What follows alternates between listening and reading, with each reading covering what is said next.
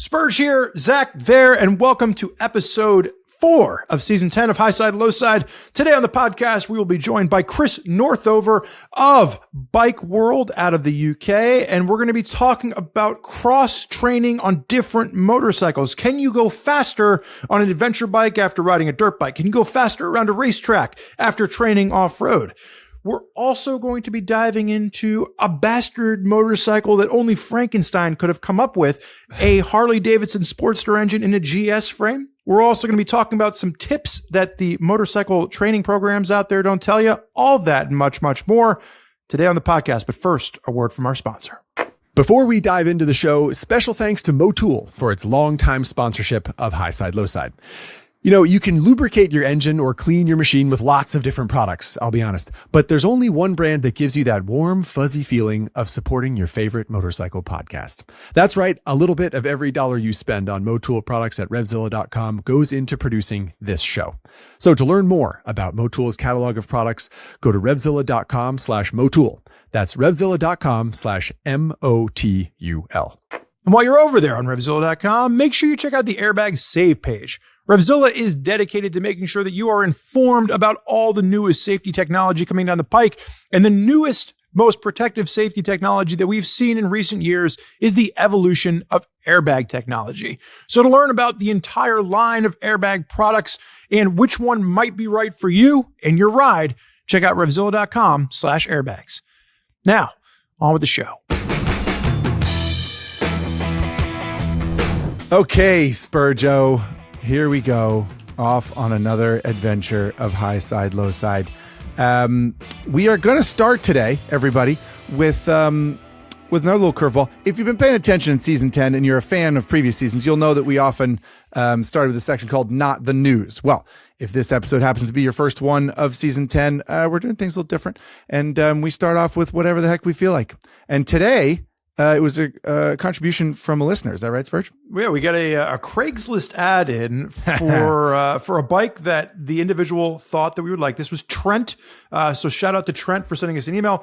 He is located in Las Vegas and found a gentleman building a Sportster 883 and a BMW F800 GS mashup. Mm-hmm. He actually sent us the link for Facebook Marketplace, so we'll throw some photos up on the screen. Mm-hmm. And I just want to start by saying what I find oh, do you have a butt? No, go ahead. Well, I was just going to say, for if you're listening to the podcast and you're not on Spotify or YouTube and you're not able to see what we're seeing here, just a quick description. Yes, paint us a picture with your words, Zach. So it is the center of the motorcycle is very much Harley Sportster. You got an air-cooled 45-degree V-twin.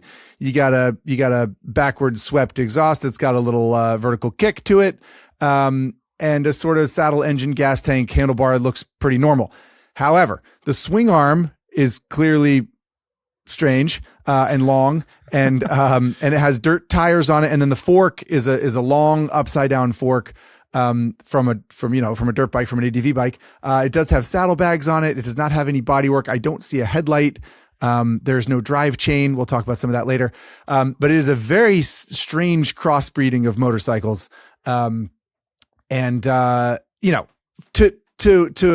an average person at a grocery store or something like that, they might be like, oh, it looks like a motorcycle. That's what motorcycles look like. But if you know anything about bikes, when you look at it, you can tell that it's like a Harley that has had some strange experiments done to it. Yeah, it still has highway pegs up there. I don't know if you noticed that. I didn't notice that. That's good. For those of you that have ridden an adventure bike before, you know that that's not typical.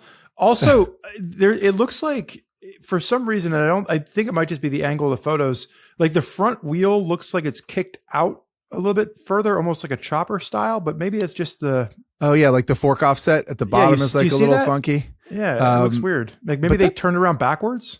Like maybe, or maybe that's just what every F800 looks like, and we've never noticed. I haven't ridden an F800 in a while.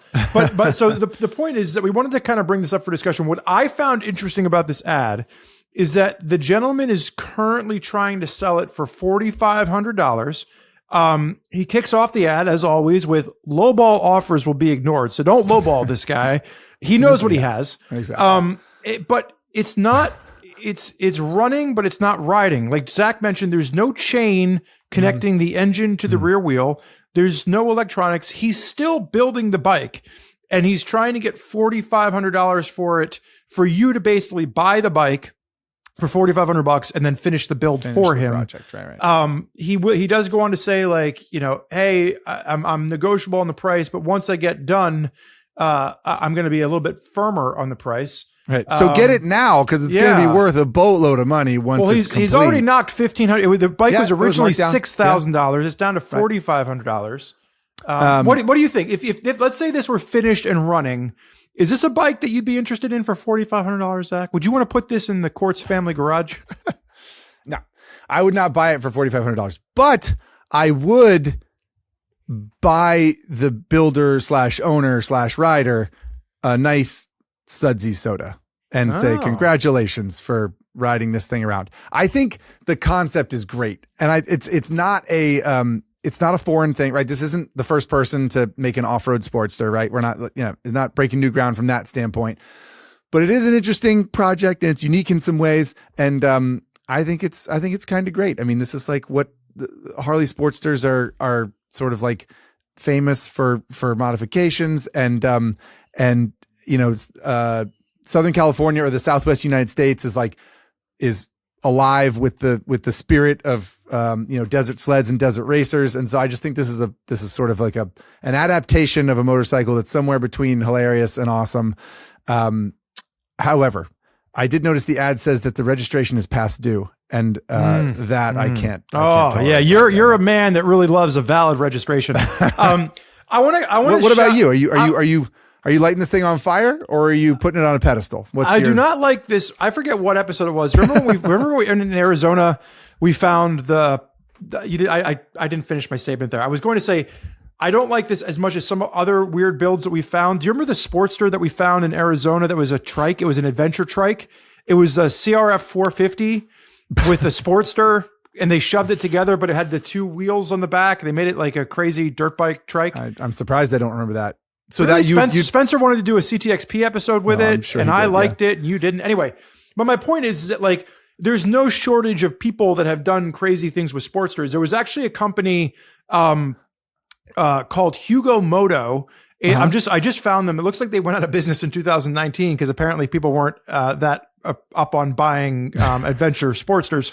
But what they would do is they would take stock Sportsters and they would create like kind of adventure bike scrambler type motorcycles out of them. Right. And this reminds me a lot of that. And for somebody that's, they want something different, they want something weird. This is definitely both of those. I don't know if I would be super stoked on buying this and thinking that I was actually going to go bomb it off road and really have a great fun time doing it. But that does speak to our guest today. So it does. It does a mashup of machines, if you will. And for those of you that are not familiar, we are joined, for those of you listening rather that are not watching, Chris Northover is our guest today. He has been here the whole time. He's coming to us live from presumably a hidden bunker somewhere in Europe in a garage. There's a car about to fall on his head. He is clearly a man that has no shortage of expectations when it comes to mashing certain things into other things and making it work. So Chris, with that glorious introduction, you're looking at the picture of this. What do you think? Is this Sportster 883 / BMW F800 GS something that you're looking forward to riding? Hold on, I'm just messaging the guy to see if it's still available. Honestly, it is still available, Chris. Come on, are you flying over to Vegas and riding this the long way home? I'm gonna lowball him, that's for sure. It's I mean, I'm a little bit insulted that I've been compared to it, but probably because the truth hurts, right? Sure. I mean, what do you think the wheelbase is here? Can we get an educated guess? 96 inches. I mean, we're going to be using yards, aren't we? It's going to be yards for that one. I'm flitting back and forth between zooming right out of the picture and going, it looks fully Mad Max and I love it, and then zooming in and going, there's no chain on it, and if you draw a line from the rear sprocket to the front sprocket, it sort of saws the swing arm pivot in half. I'm wondering if there's a reason it's not finished, because it kind of isn't possible. Right. I will say, based on the wheelbase, this thing would handle superbly in the desert, because you're going to have all the stability in the world. It's definitely a long wheelbase here. You're going to need space to turn. Maybe not the best for the Welsh woodlands that you call home. Is that right? A 70-inch wheelbase Harley Davidson. I don't think that would fit between turns on our tracks here. Fair enough. All right. Well, you're not convinced in this little slice of American innovation, and to be honest, I can't blame you. But it is a fun experiment, and whether you like it or not, I think a good intro to the wide world of motorcycling that is Chris Northover. So, if you don't mind, we would love to ask you a few questions so that the guests can get to know you, if that's okay. Fire into it. So, we often ask guests who haven't been on Highside, Lowside before, how did you get into motorcycling, Chris Northover, and what was your first motorcycle? I'm super fortunate because I come from a family of motorcyclists, which I didn't realize wasn't normal. I used to ask my friends what bikes their mum rode, and they looked at me like I was weird.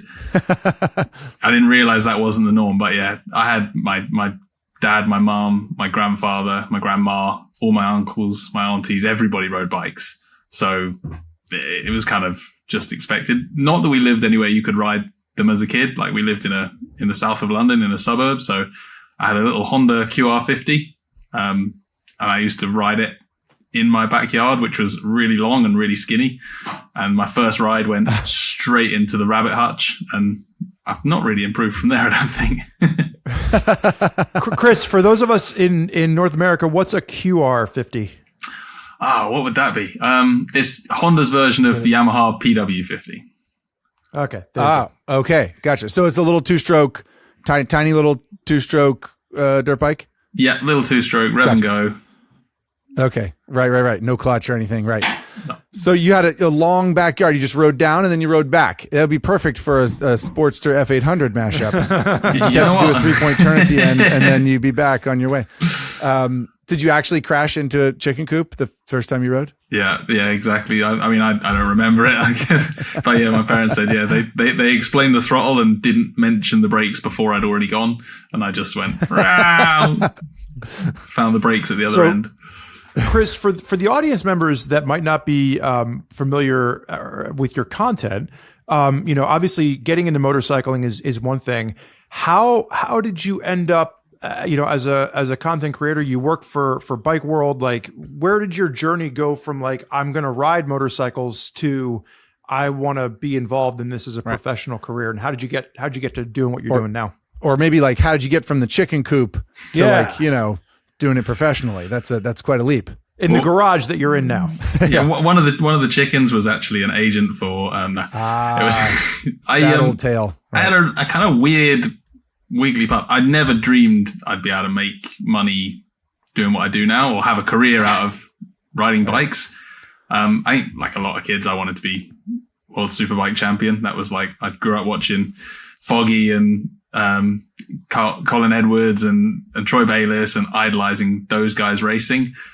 So all I wanted to be was a world superbike champion. So I went all in from the age of about, I think, 16, just constantly spending everything I could going racing. But my parents were kind of smart enough to make me stay in college and get a degree and actually have an alternative in case it didn't work, which at the time I thought they were nuts. I was like, of course it's going to work. I want it loads. That's how it works. If I want something loads, it'll work. Not true. You have to be really fast as well, which I missed that bit. But luckily you have that music theory degree to fall back on. Yeah, imagine. What did you get a degree in ultimately? Engineering. Oh, okay. So that ties over to motorcycling. It does. Yeah, exactly. And because of the racing, I got a job with Triumph as a design engineer there. I worked there for 4 years as designing chassis parts. And then because of the racing and the Triumph job, then a magazine approached me and went, hey, you've got kind of a good industry insight. Would you like to come and work for a magazine? That was Superbike Magazine. That was Kenny Pride back at Superbike Magazine. 15 years ago now. And again, I was like, when I told my boss at Triumph, I was like, I've been offered a job test riding bikes for a magazine. Should I take it? He was like, why are you still here? It's like, go and do it. So, and then, that gradually spiraled into bike world as it is now. Right. What's we'll move on to more exciting topics, I'm sure, but what was the most interesting part you ever designed, chassis part you ever designed for a Triumph? Do you ever see a Triumph on the road and you're like, that little bracket that goes from the foot peg to I did that. It's a very complicated little bracket. How dare you? It was months and months of work. I would hold your feet up from the ground, I would Zachary. swell with pride if I could do such a thing. That's why I'm asking. Well, I was a chassis engineer, and all the engine engineers used to tease us and say we just designed the engine to ground bracket. They did the hard bit. So, but I did Street Triple 2012 Street Triple. All the rear bodywork, seat, under tray. That was kind of my baby. Not the styling, but the kind of how it all bolts together. So that was the biggest thing I did. I also did a lot of brackets. I'm pretty good at brackets now. So do you have, when you see a 2012 Street Triple, you're kind of like, I remember you, or is it more like seeing the professor from the class you never liked and you're like, that friggin' thing, I never want to see one again? I'm dreadful. My wife is so sick of being dragged over to look at street triples. Just look at this. I had a real job once. I want to, and again, this is kind of for those of you listening. We had a talk with Chris before he jumped on, and we kind of, we have a loose trajectory for how we want this episode to go, but I think we also wanted to have a little bit of the freedom to kind of like allow Chris to let us behind the curtains a little bit, because he's got an interesting story. Chris, how, you talk about moving over to journalism from being an engineer. I think a lot of people might go the opposite direction. How have you felt, at least from a UK perspective, because I think it's very different than what we see in the United States. How has journalism, and the magazine world progressed for you over your career from, getting started, you said 15 years ago to where you're at and the kind of content you're creating now? Honestly, I felt like I joined the circus when I first left. Like, I left this really steady, serious job in a big steel box in the middle of England where there was like an alarm that went bing bong, and you were allowed to go and get a coffee, and then you had to sit back at your desk. Like, it was a real old school factory vibe, which actually kind of made it. I have so many good friends and memories from that era. And then I went to this mad world, like, met people like Zack and met people that I'd read articles and read stories, and then you see them in the flesh and you're flying around the world testing brand new motorcycles on racetracks you've only ever heard of. And it was an absolute whirlwind for the first few years. And then it's like it's saying the last 15 years, it's changed massively. Like, I joined at the decline in the UK in the magazine. So as things were kind of closing down and, our publisher got moved and we got sold and put in a basement for 3 months and didn't get paid. We took the van hostage and for our wages. That happened 3 times in the time I was there. Like, it was, it was great fun, but absolute chaos. And then actually it became a lot less frustrating in the last 10 years, I think, because in the days I joined, you were at the mercy of every publisher, every company that bought the magazine. It was so hard to get what you'd done out to people because, with a magazine, you've got to put it on a newsstand. And in the UK, to put it on the newsstand, you have to pay a large sum of money to get it in the right places and in the right shops. So it didn't matter how good a job you did. It was real hard to get that out. And look at the world now. It's completely the opposite. Anyone can just access YouTube, access social media, and put out terrible content or awesome content and everything in between. And I think I think it's been a shock to the industry, but I think it's a really positive thing. So it's it feels like more of a meritocracy from where you're sitting is sort of like, because everyone has access to everyone, then if you do a good job, then the cream rises to the top and you're sort of rewarded for doing good work and you're punished for doing bad work. And that's as it should be. Is that more like...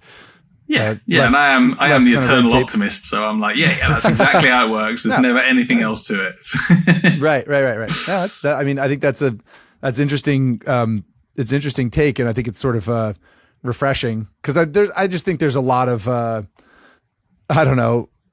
there's a lot of cynicism and pessimism about social media and the world of media we live in today also. So it's fun to talk to someone who's sort of like, yeah, this is like, you know, we used to have other shit in the fan. You know what I mean? Like there used to be other problems. It wasn't like that was perfect and it was always, you know, rosy before. So I appreciate that. I think it's one of those ones too where there's good and bad, and if you surround yourself with good people on social media and you use social media for the good or for, you know, positive intent, you know, I think it kind of comes back around. Yeah, that's fair. Chris, you mentioned, you know, jumping into the circus, and you mentioned, you know, the first time or meeting people like Zack Quartz, right? And I can only imagine you were wildly the Zack Quartz. Yeah. I don't think he was talking about me. I think he was talking about your Michael Neves, your legends of British Moto Journal, right? Those were the guys that I grew up reading, yeah. And then, but then, like, yeah, gradually as the years went on, I went from having those guys as the industry sunk deeper and deeper in despair. You're like, well, I guess Zack Quartz is the only one that I really have to think about, right?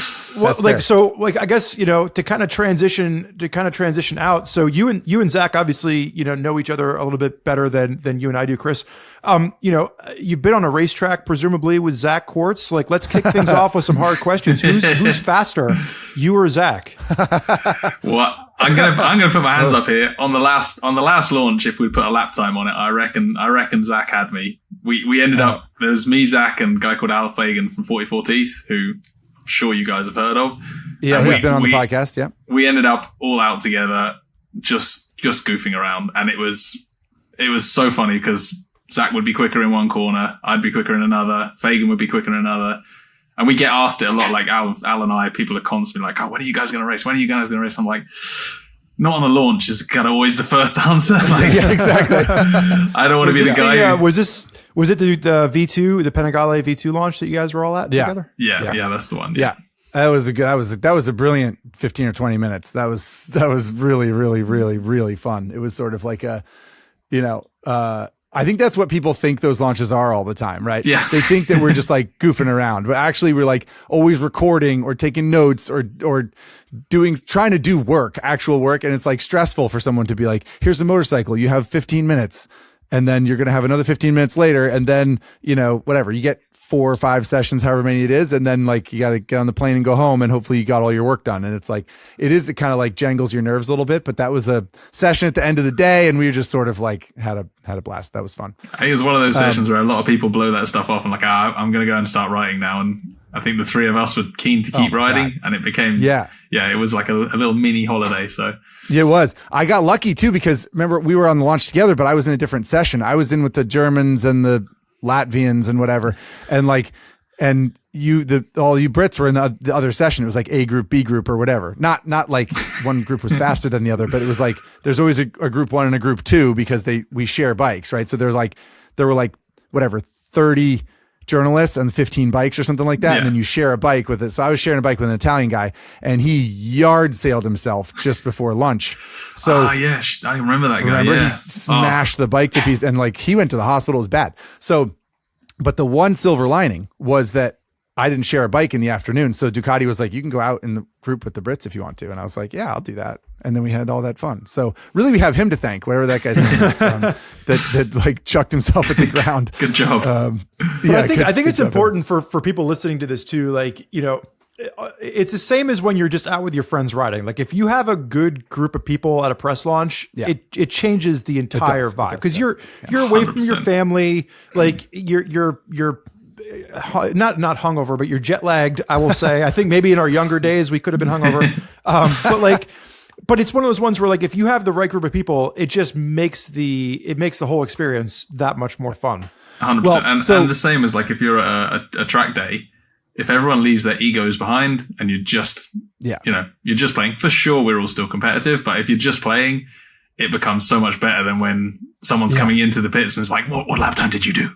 No, but seriously. 100%. I think that was one of the reasons that session with us was so fun, right? Like, no one, you and Al and myself, like, we don't think that we're God's gift to ride motorcycle. Like, we just wanted to have fun. We're not like, you're never the fastest person at a launch. You're never there's always the Ducati's test riders there, you know, like he would blow your doors off if he wanted to. So like, you know, you're never the biggest cheese in the room. So you might as well just have fun with it.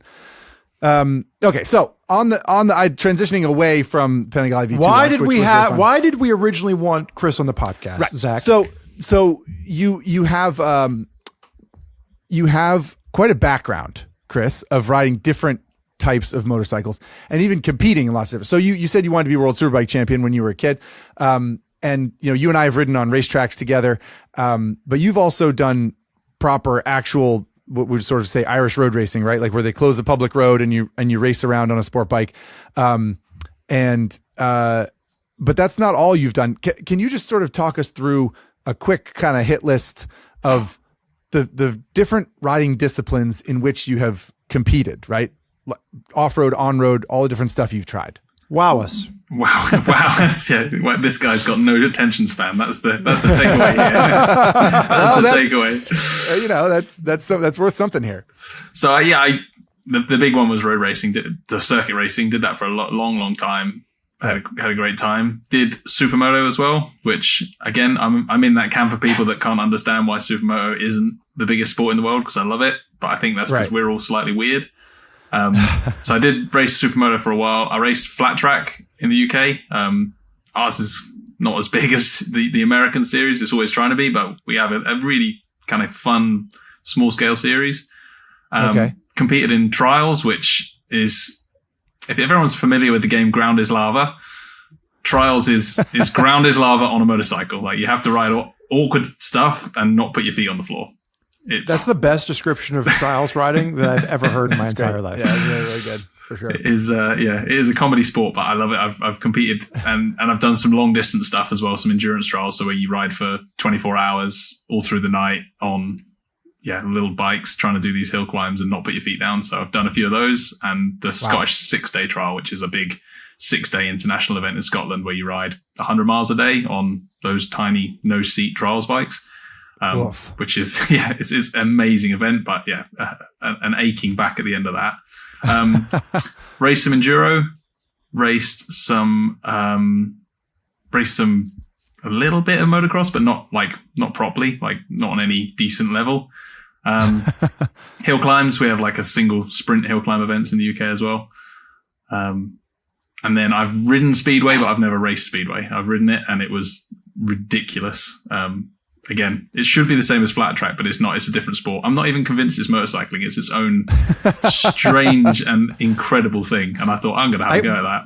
I sucked. We should have asked Chris, is there any segment of motorcycling you haven't raced? You have not, which would have painted a similar picture. Right. So this is why we wanted to have you on the podcast, Chris, because one of the things that we wanted to kind of get into a little bit here was, cross training. And for a lot of times when we're talking to our audience, we'll get messages from people and it's like, well, I don't want to ride off road because I don't do that. Why would I go take an off-road training course because I only ride on the street? Or why would I go take an on-track course because I don't want to do track days. I just want to ride on the street. And what we've tried to explain to people is that cross training and like going and riding a dirt bike around and understanding how the bike moves underneath you can help prepare you for street riding, or doing an occasional track day can actually, you can do it just not because you want to be the fastest guy at a track day, but because, or girl, but because you want to just be a better rider. And I guess for us, like just kind of getting into some of this, where have you seen cross training benefit different aspects of your riding? And how has that been something that you've seen kind of kick up different avenues of how you're performing on a motorcycle? I think the first time I kind of saw a benefit to it massively was I jumped into enduro, kind of cross-country, off-road dirt bike stuff. I jumped seriously into it quite a lot later than all the road racing stuff, but I'd raced downhill mountain biking for a good number of years, and I rode a lot of mountain bikes.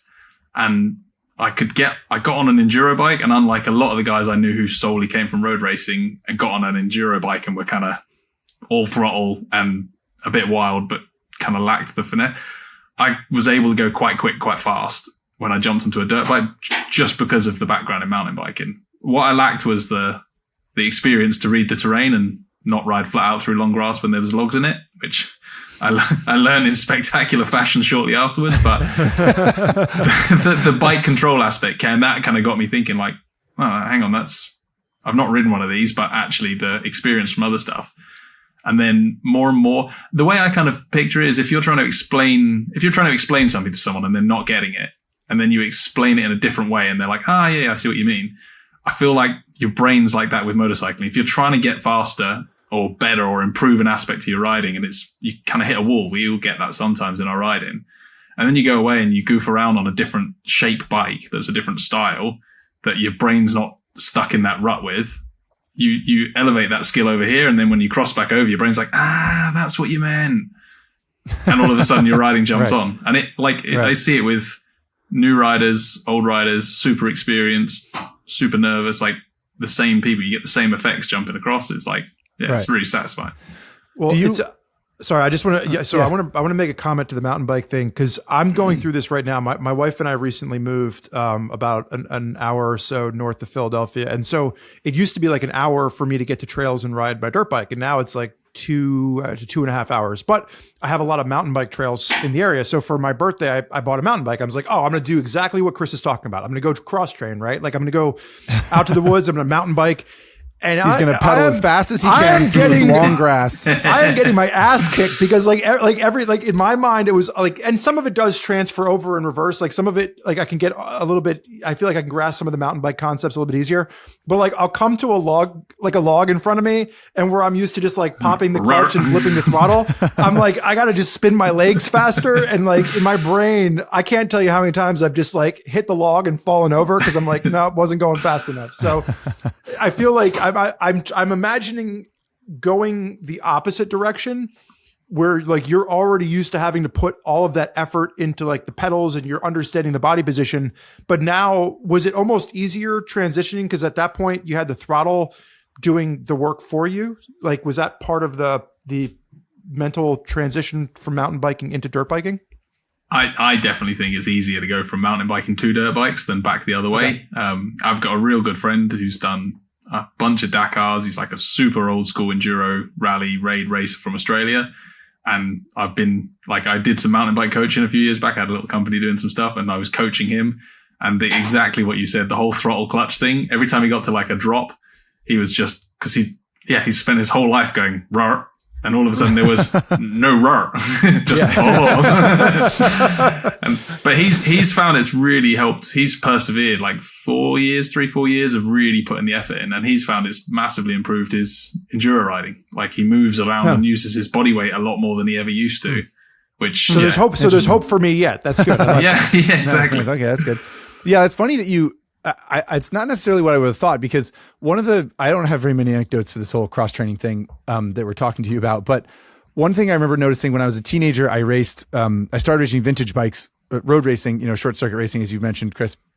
We have sort of a similar background there. But I started racing vintage motorcycles because that's what my dad was into.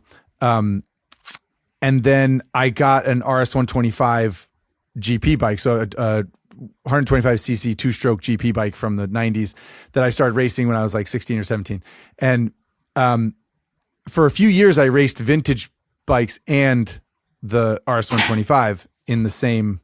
Oftentimes there would be at vintage events, there would be a modern class for 125 GP because it was like a lot of people had them and that kind of thing.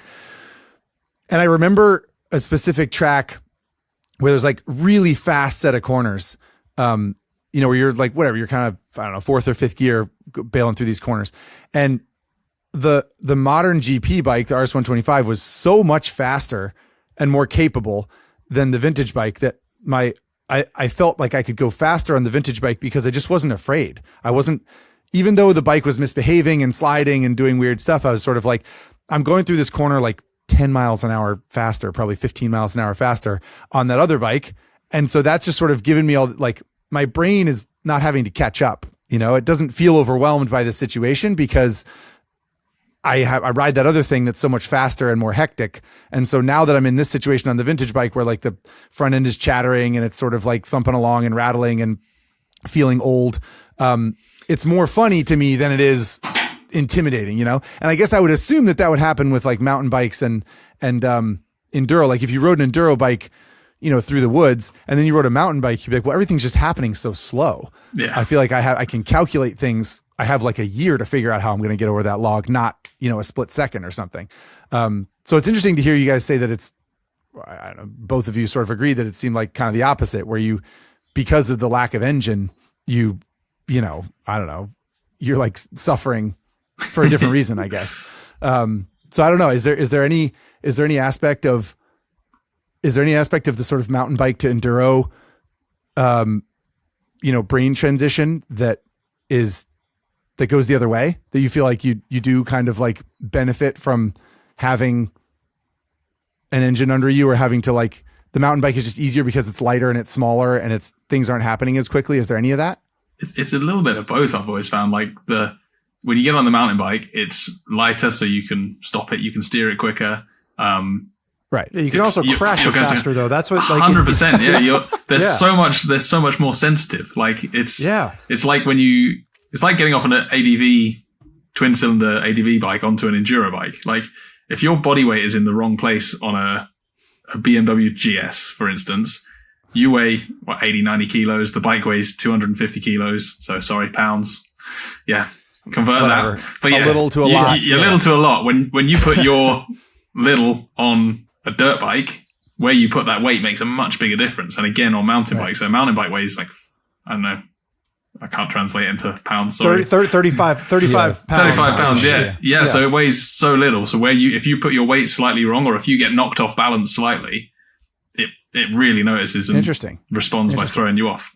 Usually. Like even like doing but like body position, like going uphill, like I had a hard time keeping the front wheel on the ground, because like you'd be pedaling and it would just kind of want to pull back on you in just different ways. And I think this is actually a good transition. It's not a mountain bike podcast, despite the fact that, like, this is like, I think some people wouldn't have connected these things, but like, I grew up riding a mountain bike, before I rode motorcycles, it's all I did.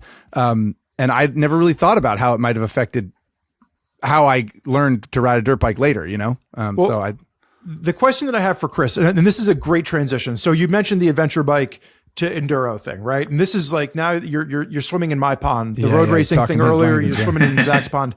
I started riding adventure bikes first. Like, and I didn't get into this until much later in life. I didn't really start riding off road. I dabbled a little bit in like college, but I didn't really start riding off road until probably my late 20s, early 30s. And I actually, despite playing around with a couple of dirt bikes, I got started more seriously on the adventure side. And then later I moved to the lighter enduro bikes. And I remember thinking that, like, spending years riding 490 to 530 pound big bikes, and then going to the enduro side of it, some of it was a lot easier. Some of it was like, holy hell, like, I'm not fighting this bike. It's a lot easier. But some of it was more challenging because I didn't have the weight to save me. And I think people automatically think, like, oh, riding a smaller dirt bike is going to be easier than an adventure bike. But in some ways, and this is kind of what you're talking about, the adventure bike, the weight can sometimes help you. It can kind of help correct some of those mistakes. Like, what was your transition, and how do you look at the difference between, like, a lightweight enduro bike and an adventure bike? Let's just kind of dive into that a little bit. Yes, I mean, I actually coached for a long time as an adventure bike coach, and part of the adventure bike school, we had a little enduro academy. And so I spent a lot of time taking guys that are exactly the same as you, ridden just adventure bikes, just big twin cylinder adventure bikes. And then they got to a really good level and they could, like, brake slide them, power slide them, hop them over holes. And they were like, oh yeah, I'm king of this. And then they get the hook. They get that, I want to do more dirt stuff. So you put them then on a 350 enduro bike, cross country bike. And the first day they're like, oh my gosh, this thing is, because they're punchy, they're fast, they're responsive, and the whole body weight thing, if your weight's slightly wrong, it notices. But again, it's exactly kind of like what Zack was saying with the road racing thing, going from fast to slow bikes. Like, there's stuff that I learned on adventure bikes that then gave me more confidence when I got on the enduro bike. And then likewise, like, there's stuff you'd get on enduro bikes. I always find with, like, obstacles and hills, like, if you reach the biggest obstacle you've ever reached and you're on a 500 pound bike, it's stressful. But if you've already tackled obstacles that big on a 250 pound bike, suddenly you've got that little, like, I kind of know how it feels. I know what I need to do with my body and my controls. I just do the same thing on the bigger bike. And so it's almost like a step ladder either way, that if you've got the luxury of jumping back and forth, I think it makes a massive difference to your riding. So I think, I guess maybe, I'm not sure if you can put a finer point on it because that's a great explanation, but I feel like I'm that guy that you just talked about. Like if I ride with a bunch of people on big BMW GSs or even like a 10RA 700 or a KTM 890 or like something like that, and we ride through the woods and do an adventure ride, I'm going to feel pretty confident that I can keep up with people, that I can do. If we get on dirt bikes, I know how to ride a dirt bike. Like I grew up riding a dirt bike, and I can go over a little jump and I can hop over a little log or something like that. But because the bike's potential is so much higher, I feel so much worse as a rider. So like, what would be your first bit of advice for me? Would it be to like, I don't know, what would I focus on, or what would I stand to benefit from being better on a dirt bike, I guess? It's all about, I mean, the thing I like most about dirt bikes is the consequence. Yeah. You can take a brand new dirt bike out of the showroom and throw it on its side in the parking lot, and you might do $20 worth of damage, like at worst. Not so with an adventure bike. So that's what I like about dirt bikes. I'm not saying go and crash your brains out, but you can afford to like try stuff that's right out the edge of your comfort zone on a lightweight bike, and you can have a dab. You can use your foot to save it. Whereas once a 500-pound bike is going that way, most of us sticking our leg out is all you're doing is changing like which bit of your leg you're going to hurt the most. Like you just kind of let it go. So that's what I think is real good. It's when you see people pushing real hard on adventure bikes and trying to up their riding on adventure bikes, it gets expensive. Like once you start throwing those things at the deck, like it's tiring, but it gets really expensive. So if you can do that on a enduro bike, it saves a lot of money. Right. I did an adventure training course once, and one of the guys that was in the class with us was coming from the enduro world, and he kept sticking his leg out to like save this GS 1250, and finally the instructor was like, "Buddy, you are going to break a leg. Like you got to like the way that you are riding this, it's fine when it goes right, but if this goes wrong, like you're not going to kick it back up the way that you're kicking up a 230 pounds enduro bike. It's just not going to happen." And I think that's where like getting into the cross training aspect and kind of bringing it around to the cross training, like there are certain things where they benefit one another, but then there's also certain habits where that habit that works for one avenue needs to be augmented or tweaked as you get into, a different segment. And one of the quotes that I have for you, Chris, because I did my homework. I watched the Spain to Portugal Trans-Euro Trail video that you did.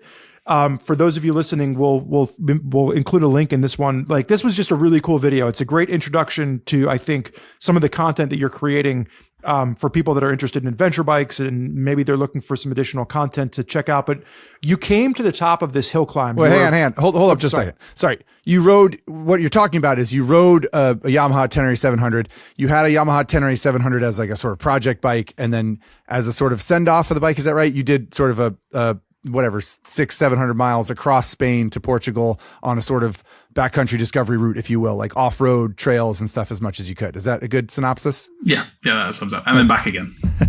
And then back again, obviously. And back again, okay. Anyway, so continue, Spurgeon. Yeah, so you're in the middle of nowhere. You're doing this trip presumably solo, at least the way you presented it, it was a solo trip. And you got to the top of, and it's hard because like GoPros flatten everything out, but like this presumably the top of this like downward slopey hill climb thing. And you said, one of the most important things, about riding is to remember, where you are and what you're doing, and to be mindful of that. Right. And presumably, if you were at the top of this hill climb with a bunch of buddies on 230-pound enduro bikes, you could bomb down the hill and not even think about it.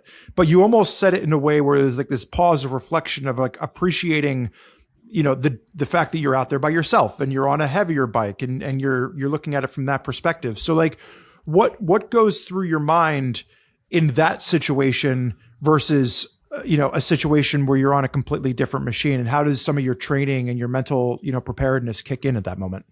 That situation is, like I said, the thing I said on the video, like if you're going to go down something, you need to be pretty sure you can either get back up it or that the other side, because if you're going down, you're going to have to come back up, right? So if the one going down is the easy route and you can't get back up that, you're in big trouble. Like, so I think that kind of flicks a little bit to what I was saying with Zack and about the road racing and the smaller bikes is if I'm out on a ride on my own, and I think I had some buddies that were 7 or 8 hours away. So I kind of had help, but not close by.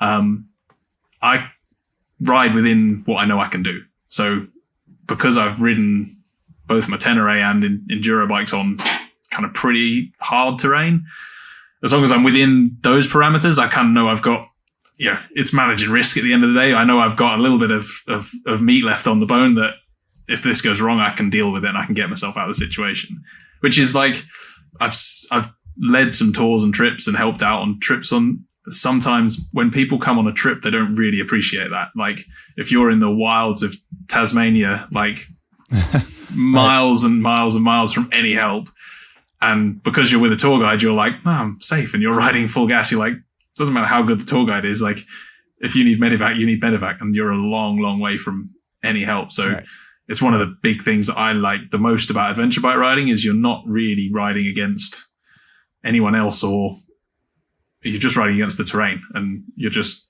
kind of working out what your happy risk factor is, and you kind of work there and obviously push it a bit and get it wrong. But that's a very different dynamic of riding to a lot of the racing stuff I've done. Yeah. So I want to pivot a little bit. You sort of touched on this when I asked you about the fact that I'm self-conscious about not being very good at riding dirt bikes. And you pointed out that you can make mistakes, and it's sort of easier and less consequential a lot of times to make a mistake on a smaller bike than it is on a big bike. I think that on the topic of, cross train, a lot of MotoGP riders will ride sort of flat track or TT style, right? They slide around. Some of them ride motocross to cross train. I don't know what motocross riders do to cross train. I think they just ride more motocross. That's as far as I can tell. But one of the things that I've learned, and I've done some small dirt bike riding school at Rich Oliver Mystery School, or I did a Royal Enfield school a few years ago where you slide around a little dirt track, flat track style riding school. And one of the main principles is sort of losing control of a bike in a safe, controlled environment is a good way to experiment with that and can benefit you in other types of riding. Can you, you've done Speedway, which is we'll show some video clips hopefully right now of what Speedway is. But if you haven't seen it, it's extremely slidey. And say the least. and also you've done flat track and you've ridden a bunch of off-road stuff as you've talked about, which is a lot of it has to do with the bike being a little bit wiggly, a little bit slidey, a little bit out of control. What have you, I guess, do you have any anecdotes or any sort of tickles in your brain where you've, over your career in a motorcycle, where you really felt that kind of thing helped you a lot? Yeah, I mean, in the early days of racing, I couldn't afford to do anything else, really. I had enough money to pay for my race bike and some tires, and I really wanted to go cross training. I really wanted to go out and do flat track, but I didn't, that would have meant missing a round of racing, so I never did it. Right, I remember the first year I had I rode a bike on the road. I didn't have a car for quite a while, and I just made that bike a dual sport bike. It was a Honda 650 Dominator. I don't know if you guys got them in America. It was a big old dual sport version of it was kind of an adventurized version of an XR 650. It had a plastic fairing and a big square headlight, single cylinder. It was called the Dominator, which was amazing for a really soft 37 horsepower motorcycle. It didn't dominate anything. But it meant I could... sorry to interrupt you. It's an NX650. I just Googled it. NX650. There we go. Yeah. NX650. I think we did get that actually, or they got them in Canada. I've seen them around, but you didn't get the you did a good job. You did a good job describing it. So anyway, you're riding that bike around. Yeah, you're out dominating. I'm dominating nothing.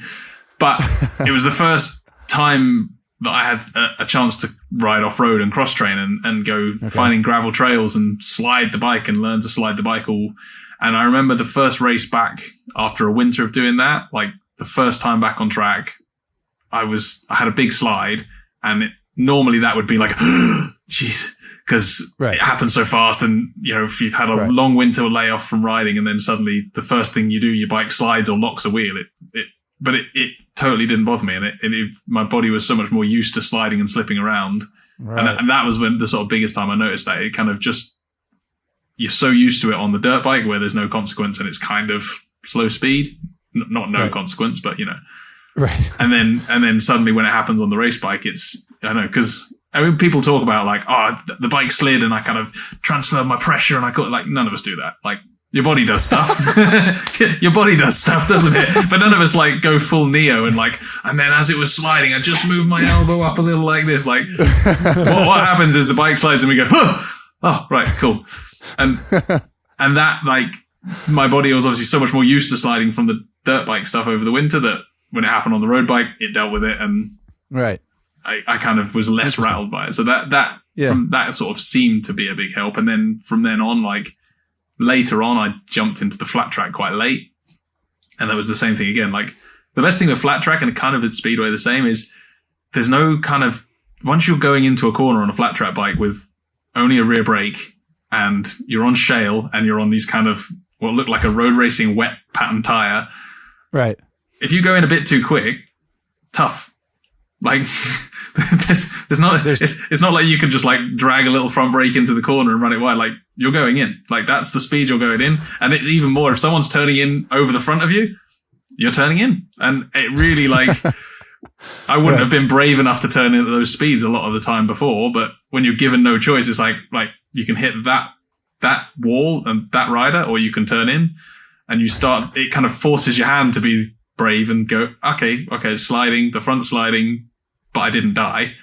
And after 100 times of that, you start to believe that you won't die every time it happens. And right. And again, that for me, all that cross training stuff is about training your panic reaction. That kind of moment when you've gone into a turn too quick and it tightens up when you go, and the more time you spend putting yourself in that situation in a safer environment, then when it happens on the street or on a racetrack in a race, you can kind of train that reaction to be better, because in the moment it's just a reaction. And before, that's such a good way to put it, like sort of training your brain to get used to the like that oh crap moment. And before I forget, I want to ask you, because you just said something about like, you know, then when it happens back on the street. So to take it back to the anecdote that you gave us about the Dominator, riding around and slipping and sliding a little bit, and then getting on your road race bike on track and having a slide and thinking, oh, that wasn't quite as scary as I thought. And then you brought up flat track and Speedway and sort of just, you know, learning to control that reaction. You must have, or I don't want to put words in your mouth, but I suspect that you later on the street have had interactions or you've had, moments on whether it was your Dominator or another street bike that you're riding around and you were at an intersection or a twisty road or there's gravel on the something, and you were able to control your sort of like your emotions and your reactions because of all the competition. Is that accurate to say? Yeah, I mean, I think there's definitely a degree of it, certainly in the bike control and certainly in the kind of, dealing with things on the road. And I think also when I ride on the road, I think the same as anyone who's done a lot of track stuff, I ride well within what I would be doing on the track. Right, immediately my brain's calmer. Like if you're riding at 10/10 of your ability on the street, you're kind of, there's not much brain space for dealing with stuff that happens over the top. Whereas if you're at 6/10, it's fine. It was interesting. My younger brother, he's a rally car guy, but he's in the way of younger siblings, irritating that he just picks up the stuff and is good at it, which really, really winds me up. No, I love it, to be fair. But he came and did some work with magazines for a few years, and he did 1 or 2 road tests and a launch, and then he spent the next year doing as much track and racing stuff as he could, because he said, I hated being on a road test or a launch riding the fastest I've ever been on a bike. He said, I just felt so unsafe because I'm riding on my own limit and there's nothing spare.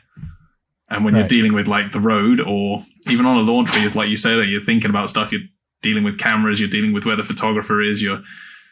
So he spent like a long time trying to improve his riding by going faster on track, so that when he was doing it for photo shoots and magazines, he had a little bit of fat above it.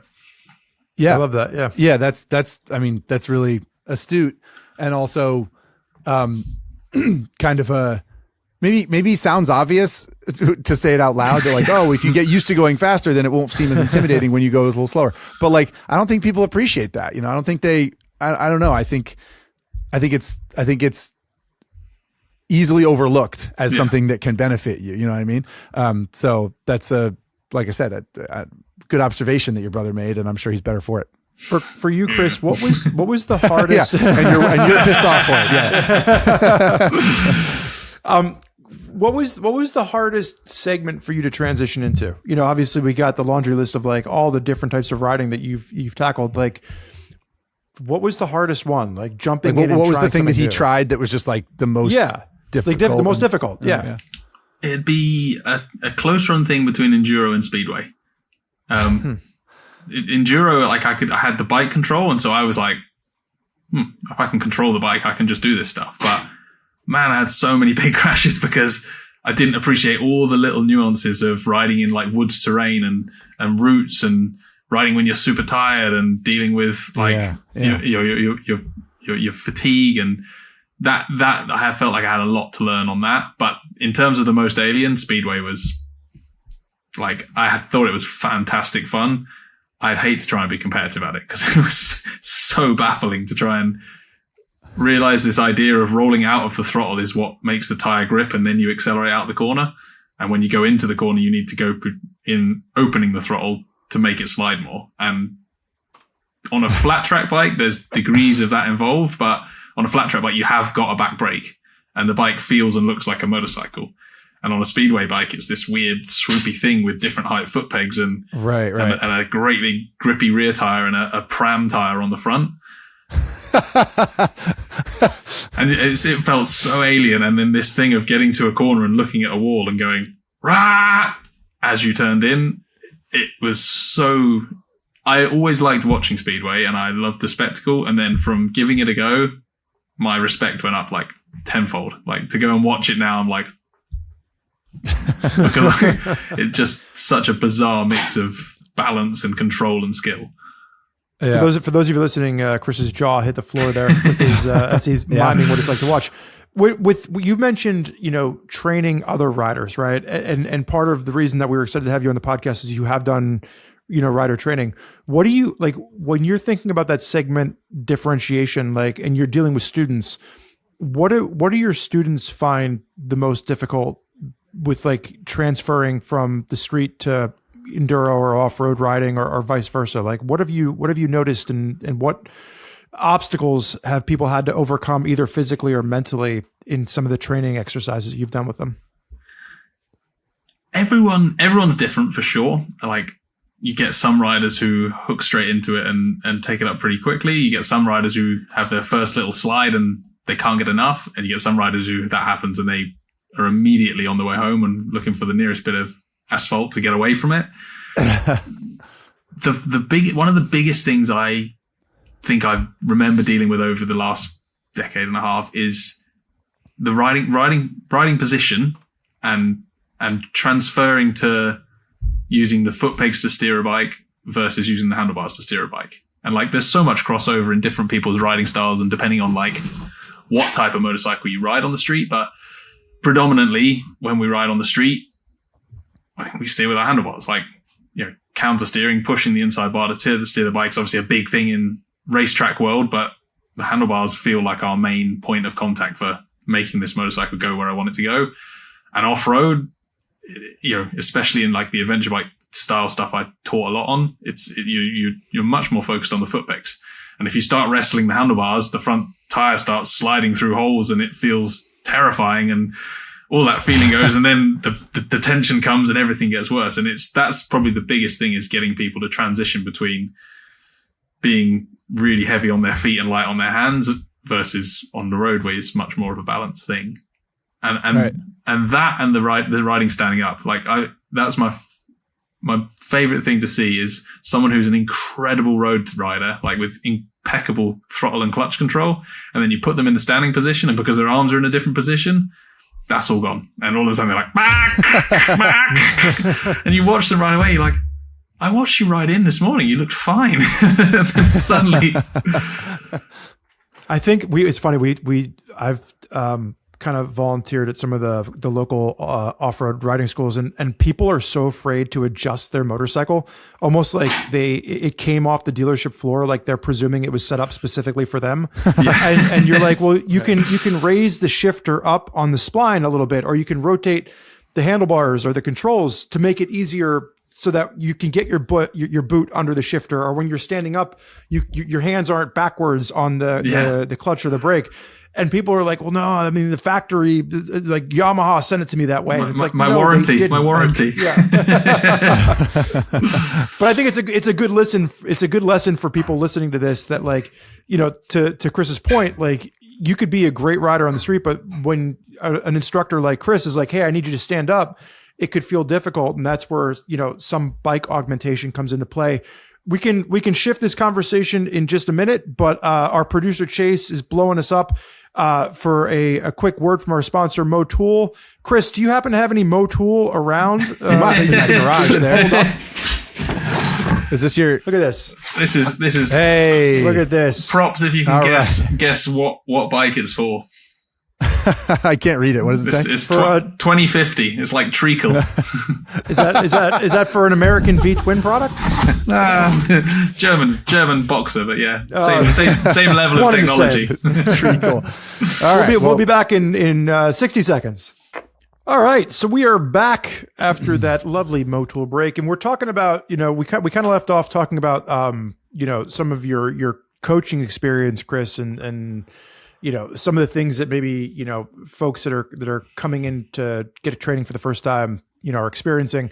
You know, what common misconceptions do riders sometimes bring in from different segments, right? Like, do you have the enduro guys that show up for an adventure training and they're just like, this is going to be easy? Or do you have people coming in from the street and they're, you know, really just intimidated, but they actually find that translates well into the adventure side?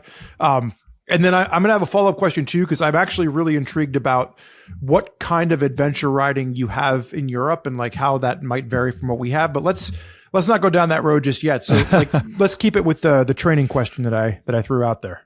Yeah, there's probably two that stand out for me. One is the road bike guys coming into adventure world.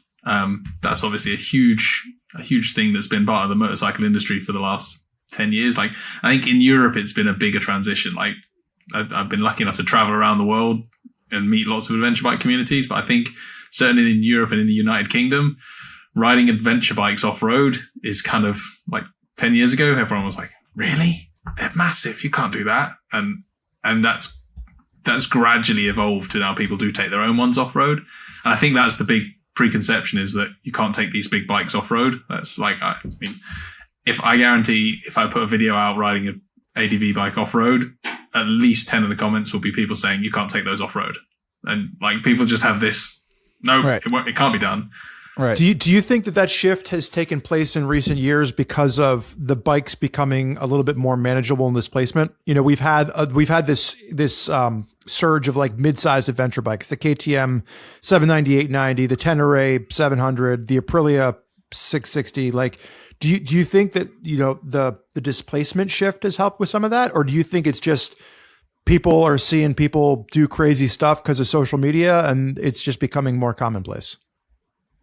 I genuinely think it's become more normalized. I think I think the smaller bikes are letting people tackle harder stuff, but I think the whole act of, like, you know, that moment where you step off of the street onto something that isn't sealed, like, I think that moment is, like, for a lot of people is a huge deal. And like, especially on their own motorcycle, no one wants to damage their own bike, and a lot of ADV bikes are not cheap. So I think that, but where it's become more and more normal, and, you know, I remember when I first started riding adventure bikes, people would be like, I wouldn't take mine off road because it would completely devalue it, like, because nobody else does it. And I think now the more people that do it, the more it's normal that, you know, okay, so it's been off road, like, it's not this big wild thing anymore. But I think the other sort of more positive thing I've seen is a lot of people don't think they can ride off road. And actually, most of what you do at the early stages of off-road coaching is teaching them to use the skills they already have in a slightly different way. Like, you know, if you can ride a motorcycle on the road reasonably well, you have balance, you have clutch control, you have throttle control. If you can just change the way you use those things slightly, you can ride off-road. And, you know, it's really satisfying teaching new off-road riders because they make massive leaps in the first day and they're like, oh my God, this is amazing. This course is the best thing ever. And you're like, yeah, you kind of already do it. Just needed guiding in the right direction.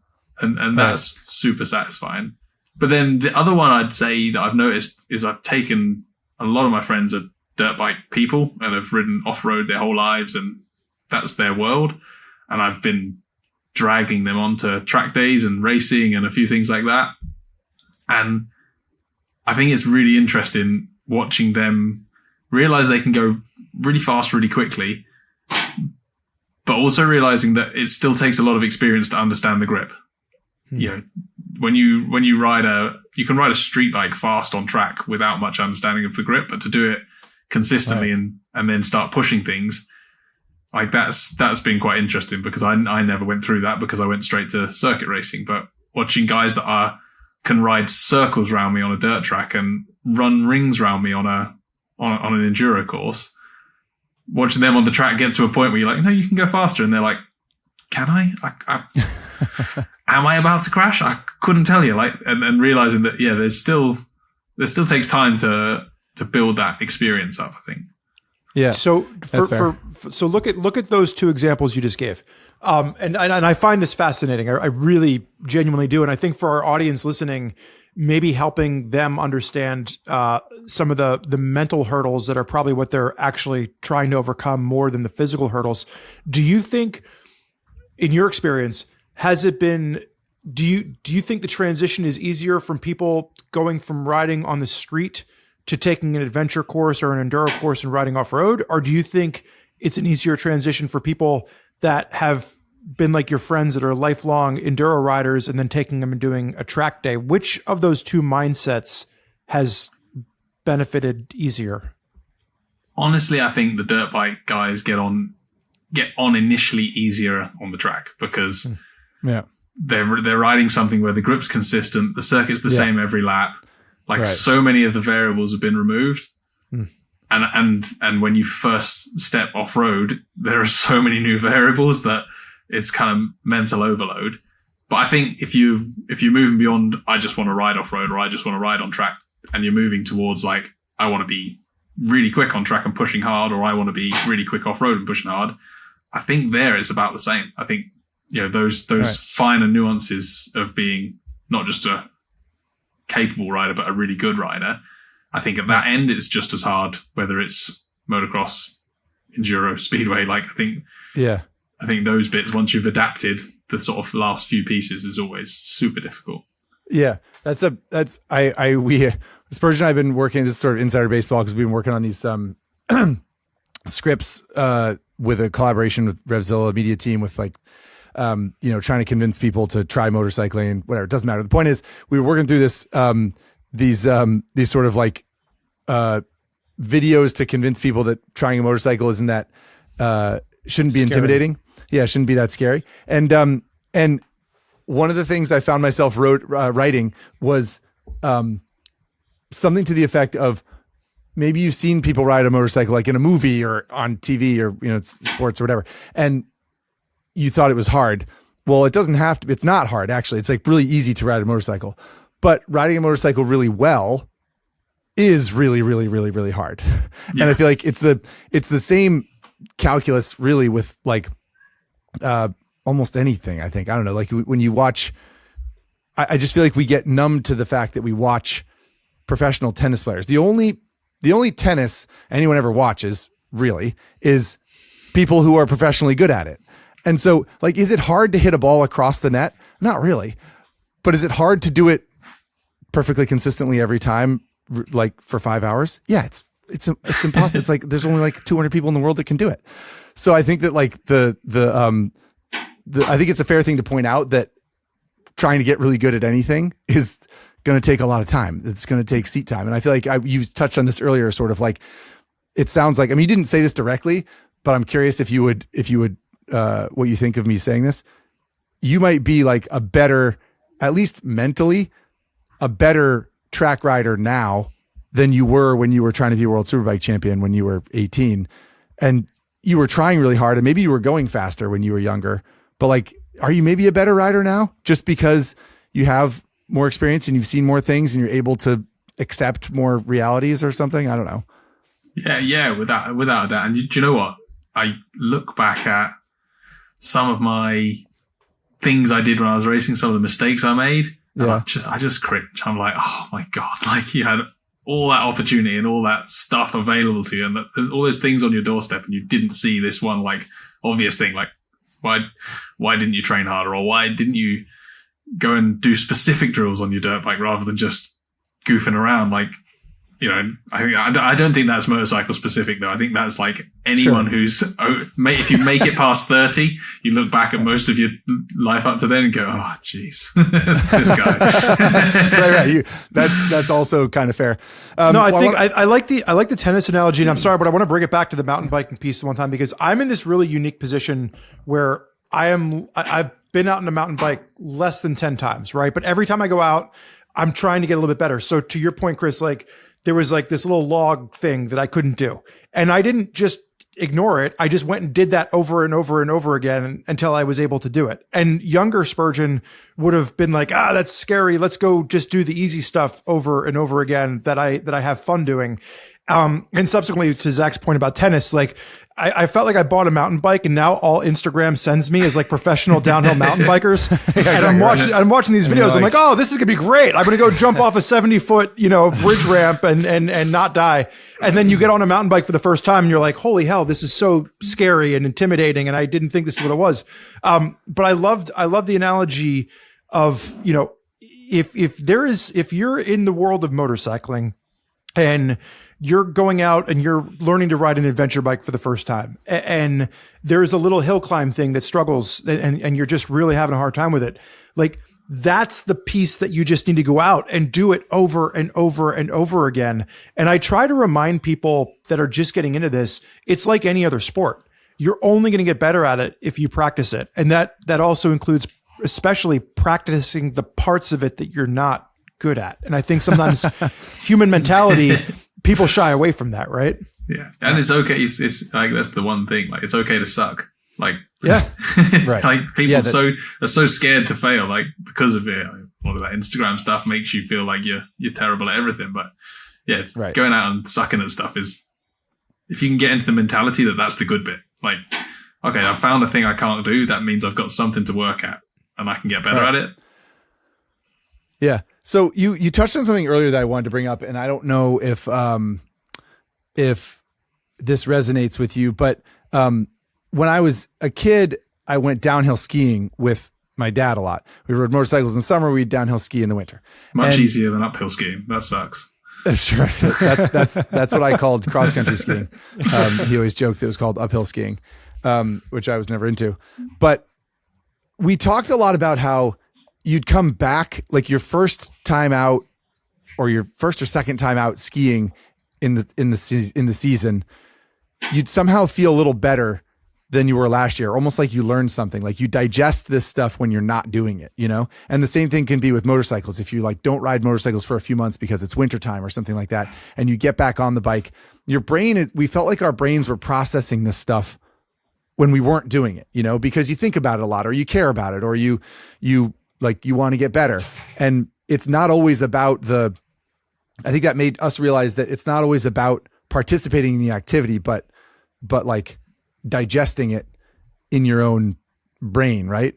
And you sort of said that about when you're riding your Dominator on the road and then you got back on the track and you were sort of like, oh man, I had that slide that like came to me a lot quicker.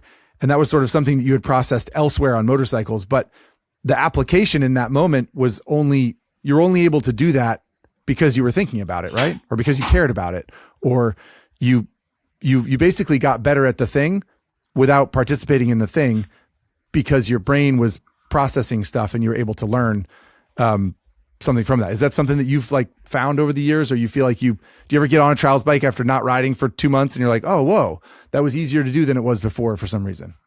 Yeah, massively. And I think it varies. Like everyone learns in a different way. Like I know some people that I've coached and you're talking to them and you can see them looking at you, but they've glazed over. They're not interested. And then you show them what you want them to do. And they're like, oh, I get it. And they can do it. And other people, you can show them 20 times, but until you've explained like the physics of which load they're putting on the fork, even if they can't process it that quick, until they understand like the science of what you're telling them to do, they can't do it. Right. And I think everyone's got a different amount of visual learning, of understanding learning, of memory learning in how they improve their skill, whether it's riding or whatever it may be.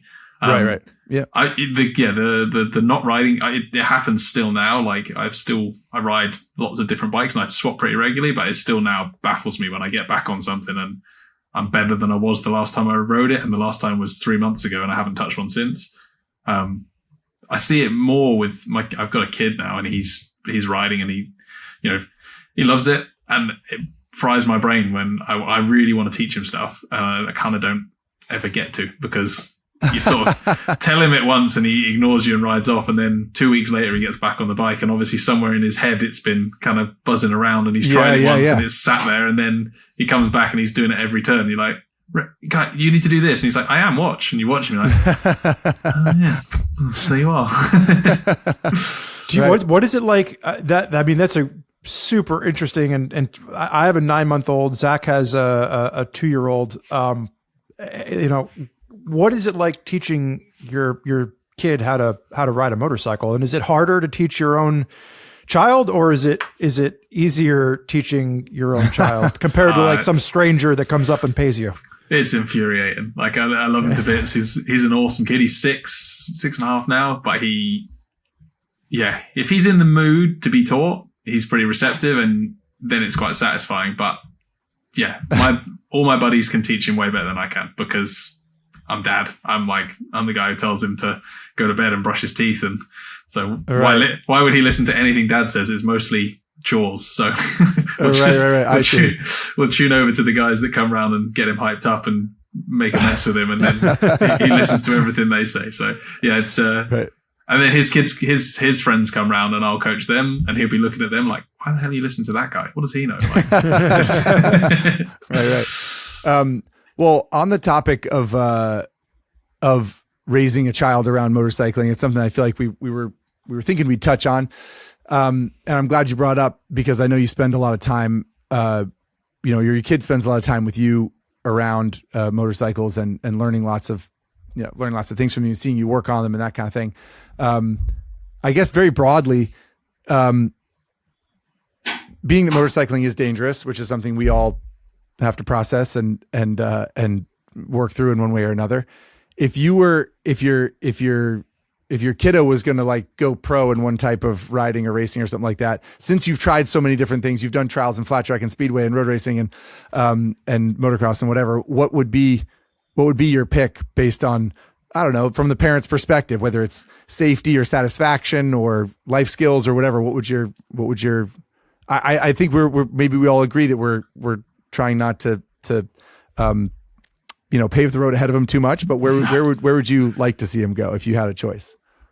It's a conversation I've had a lot. Like a lot of people, as soon as he was born, were like, which world championship is he going to win? And I was like, whoa, he might not like it. Like, and I think first of all I ever wanted was that he sees motorcycling as a fun thing, like a release, as something that he can always do. Like I met a lot of kids through racing. I started racing quite late, and I met a lot of kids that had raced from the age of 5, 6 all the way through.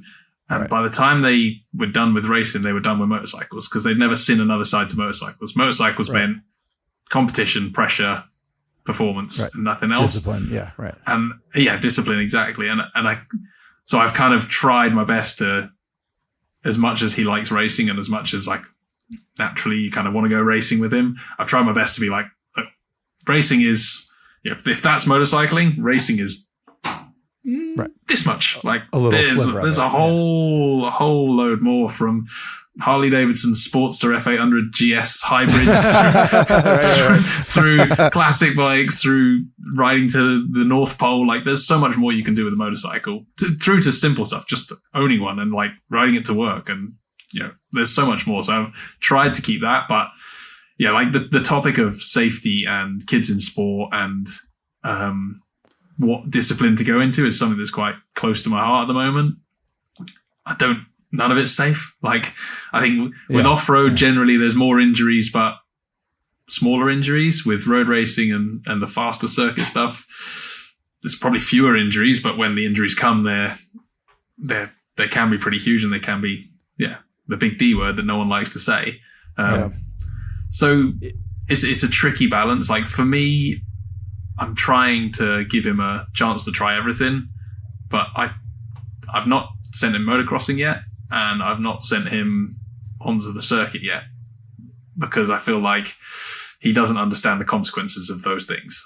Like, I think that's the only way I can process it. Like, we all process it with our own riding, and it's really made me look at my riding a lot now, having to make decisions for him. Like, oh no, you shouldn't do that. That's dangerous. And then I'm like, yeah, but I'm going to go and ride at 100 miles an hour between these two trees.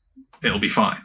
But I feel like, sorry, go on. No, I was just going to say, like, going back to, you started off talking about this with like your parents, and like your parents were encouraging you to go to university, and like, hey, you can do the motorcycle thing, but also maybe we get a college degree. Like, if your kid came to you and said, hey, I'm going to follow in your footsteps, Dad, I'm going to be a motorcycle professional. Do you think that you would find yourself kind of being like, well, let's get the university degree just as a backup, or would you kind of let him follow his own path, or is it too young to say? I don't know if you can hear 19-year-old Chris saying, let him live his dreams, leave him alone. So you're just going to be full on hockey dad. Like, you can do it. You can win. Just like try harder, lean over more. Exactly. Go faster. Yeah. Do better. No, again, I have no idea like that. I'd like to pretend that I have a master plan for parenting, but I'm kind of just hanging on by my fingertips and hoping to figure it out. That's a great description of parenting. Yeah, it is. Do as I say, not as I do. So I want to talk about, we're getting to the end here. We're going to play the engine sound guessing game with you, but I want to talk about for a second, just some of the bikes, right? And maybe this is fun to do in like a category sense. Yeah. Cause one of the things we talked about as we were preparing for the episode is that, I'm watching a lot of the content that you're doing on the adventure side of things, and the Tenerés that you're getting to ride in Europe, we don't have in America. So like, maybe if we thought about this from like adventure, track, and street, like what are your favorite, like if I could say, Chris, you get to pick one adventure bike and you have to ride it for the next 10 years. And one track bike, and it has to be a production bike, and you have to ride that. That's the only bike you can take to the track for the next 10 years. And then same with street. Like, what's your off the top of the head picks for each of those categories? It's got to last 10 years. I've got to not break it in 10 years. Hey, you're a master engineer, right? You're in a garage. You can fix anything. Down Ducati back there. You can fix it. All right. Good eye for the Ducati. Which one? Oh, heck, I don't know. I just see a trellis frame and I don't know. Is there a single side swear? Oh, is it 999? Okay. Oh, he's good. Zack wins maximum dork points for knowing that. For knowing that. Adventure bike is, I've done a lot with the Tenerés now, and I love them, and I've not had a single problem with the Tenerés I've had and ridden, and I've put them into some stupid places, and I flip back and forth between the Tenerés and like the KTM Husqvarna gas CFMO. I lose track, but the Austrian-ish twin cylinders. I like the performance of those ones. There's something more of an old school trail bike about the Teneré for us. And now in Europe we get like a Teneré Rally, I think it's now called. Is that the top of the line one for you guys now? It's the top of the line because we get like a regular one with okay suspension. We get the Rally, which is like the lifted suspension, flat seat, high mudguard, and then we get the two Raid ones, which have like the twin fuel tank set up on them. Oh, okay. So we get like a bit of a weird mix now, but we don't get the base one with the completely like Bogo suspension that doesn't. Yeah, it's really the only one that we get. Well. So yeah. But like, so the Teneré's kind of probably my go-to, just because as much as I love the performance of the Husky KTM, there's something about the Teneré that's just always been rock solid. Like, you don't turn it on and get like a weird flicker from the dash, and it doesn't freeze, and it doesn't like occasionally not start when you press the button, which, I mean, I'm not picking on Husky KTM because there's plenty of other brands that with the high-tech bikes, that stuff happens. Like, the TFT screens have always got a warning on them saying, I'm too hot, I'm too cold, it's my time of the month. I have an 890, and every now and then I'll turn it on and the entire screen will flash red and it says immobilizer failure. And I have a panic moment and then it just goes away. And I've asked my mechanic, I'm like, what is this? And they're like, it should be okay. You're fine. And I'm like, oh, okay. So yeah, there's definitely, I know exactly what you're talking about. Yeah. I'm swayed by the performance of them, but for me, like that rock solid, the experience I've had with the Tenere has been rock solid. And yeah, fair enough. I kind of love it for that. Track bike. It's a bit of a weird one for me, but it's Aprilia RSV4. It's, I've gone down the Tenere route for I want the rock solid reliability, and then I've picked out the Aprilia RSV4 on track. But every generation of that bike, I can't ever quite put my finger on what it is I love the most about it, but there's just something special about it. Like I love the way the engine and the chassis feel. Mm-hmm. That was going to be my next question actually with RSV4 was which generation, because I feel like it's gotten a little bit like heavy and soft and saddled with electronics, and I feel like maybe first gen. Give me the choice; it would be first gen. First gen, okay. I was going to say like raw 2015 or something. I feel like at some point it got like a bigger gas tank, and it got like a couple things that I liked, and then after that it got lost, and I didn't really like it. Yeah. But anyway, early RSV4. That's a pretty good choice. I like early RSV4. Big fan of them. Yeah. Or a KTM RC8R if I can have two choices. Just to make sure I tick all of the really odd, unreliable track bike boxes. Yeah, odd bird. Yeah. So when one of them isn't working, you have the other one to ride. Yeah, there you exactly. go. Perfect. Perfect. And then street bike. My default with a street bike has always, in recent years, been the 890 Duke from KTM. The Duke R. I don't know if you guys got that one. That was like the kind of the spikier one. You get that same one, yeah. And again, like I had that and a Super Duke 1290 at the same time for ages, and I'd ride the Super Duke probably once out of every 5 times, and the other 4 times I'd take the Duke, because the Super Duke is like insane. It's like this big, brutal, angry bike that you kind of want to show up on. You want people to go, "Wow, look at that! That's nuts!" But the actual riding of it was so dominated by just engine that the 890R, I just found it such a sweet bike. It had enough that you could misbehave on it. You could jump, you could ride tiny single track roads, and you could use most of the engine without it trying to kill you all the time. I felt like the bigger Super Duke was like bringing a sledgehammer when you needed a screwdriver. 100%. A lot of engine. Great for the first hit, but everything's a mess afterwards. Yeah, fair enough. All right, well, that's a solid garage you put together, I gotta say. And I think you satisfied Spurgeon when you said we don't get the base Tenere with the floppy suspension that no one likes, and he I don't understand it. Like I've been saying this, so I know that you probably do not follow our podcast, Chris, because you have better things to do creating your own content. But like, it's one of those ones where like I still can't figure out, for as popular as adventure riding has become in the United States, like why Yamaha doesn't import at least like the rally version over to the United States. It just I can't figure it out. Spurgeon will, Yamaha, if you're listening, Spurgeon will buy really like 7,500 of them a year. I will not just import them. I will not. But I think it's hard. It's like I see the value in what Yamaha is doing with that motorcycle, right? It's a really great, affordable platform, especially you're talking about compared to the 890, which has had some teething issues and some snafus, some press, a few banking issues, whatever. Yeah. But like, it's one of those ones where like, I get why people like, I love my 890. I get why people don't want it. And I think the Yamaha is a great middle point for a lot of people. Like you're talking, like the people that you're training where it's like, I primarily ride on the street and I want an adventure bike. Like that bike is so pleasant to ride on the street.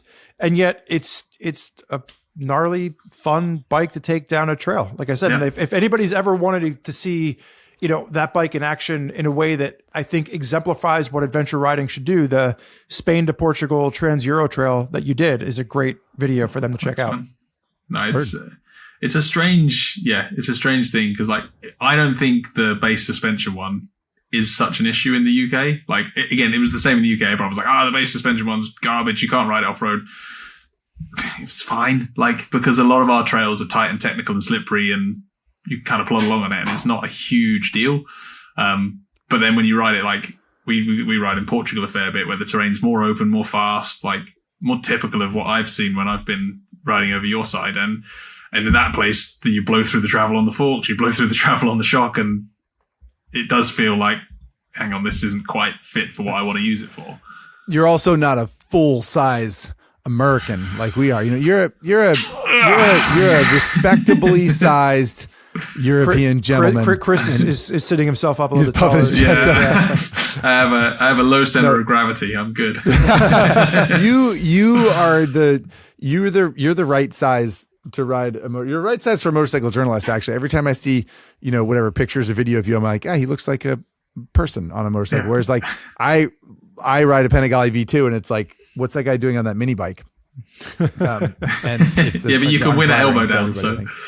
Right. Yeah, that's Chris, you mentioned Portugal. Have you ever ridden, there's like a Dakar training facility there in Portugal where they do a bunch of like off-road courses and stuff like that, like the Wim Motors Academy. Yeah. Have you ever ridden there? I've ridden there. I haven't done their Dakar training. It's just kind of on the list of things I'd like to do, but I've ridden there, and I get all my buddies, the Dakar gang, they all love it down there. It's for Europe, it's a really free and open place to ride for us, which isn't the norm. It's like a little bit more policed in a lot of Europe. So Portugal is like incredible scenery, a million trails, and actually you can still ride some of the 2005 Dakar stages when the Dakar started in Portugal from Lisbon. I think you can ride some of the sand dune stuff there. That's awesome. That's pretty cool. Which is we did. I know when Triumph introduced the first generation of the Scrambler 1200, they had the launch at the WIM facility, and we got to ride those bikes. They had like some tracks and stuff, and they let us kind of go full like free reign up there, and it was a lot of fun. So yeah, it's a hell of a place. It's really cool. All right, well, let's try to guess the sound of an engine, shall we? And I'm just crossing my fingers it's a Ducati 999 or a 2012 Street Triple. I feel like Chris will nail that one. I better do. What's the rules for people playing along at home, Zach? The rules at home is that we thank our sponsor, first of all. Everyone's favorite engine sound guessing game, hopefully the only one, really. And it is brought to us by our friends at Akrapovic. Who Akrapovic, of course, makes premium exhaust for most motorcycles, probably the one that you are riding. And the rules are simple. We are going to listen to a clip of a bike starting up, revving a few times, and shutting off. It's about 30 seconds long. We don't know what the bike is. Spurgeon, I have no idea. Chris hopefully does not know. And you get to play along too. You get to be just as baffled as we are. If you are listening in your car, on your commute, in your living room, whatever, shout it out if you know it. But speaking of baffles, no further ado. I was say that Chris, was good. That was absolute gold. Chris, you're hitting on all these videos that he's done. He had to put the baffle in his Akrapovic exhaust because like he didn't want to ride his adventure bike that loud and disrupt his eardrums and the public. I want to be a badass, but I'm such a goody two shoes. You got more dad energy than you've got rebel energy. All right. Enough. Well, let's play the game. All right. Yeah, you guys got the file up, you're ready to go. Let's click play and listen to this sucker.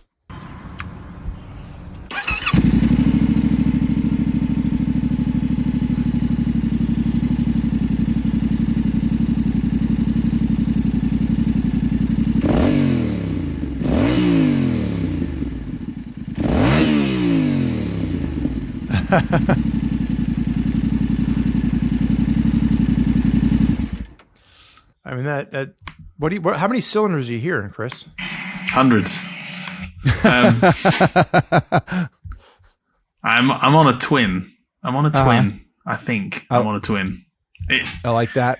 My initial thought when I skipped to the middle of the recording first to cheat a little because why not? And I thought Ducati, but then the way it spun up really quickly didn't scream Italian electrics to me. Right. Yep. What are you hearing? But you skipped to the beginning, so you missed some of the fuel pump telltale signs that sometimes Zack goes on. I was listening to the switchgear, that sounds like. Yeah, when Fagan was on, he twigged it based on the starter motor. I think he was like, "Oh, that starter motor sounds like and he ended up being correct. So it's interesting. So the pressure's on now. I might not. Yeah. Well, no, I don't mean to say it that way. I mean, what I meant to say is he got very lucky. So typically in the past, producer Chase would pick a bike that somehow aligns with the guest. Now he swears he's not doing that anymore. But like, I'm trying to, like, my mind immediately went to twin. And then I was like, does this sound like a Tenere? And I guess considering all your time on a Tenere, Chris, like, does a Tenere sound like it spins up that fast to you? Or do you sound like things something It different? doesn't sound like my Tenere, but then my Tenere has a big obnoxious exhaust on it and an open air box.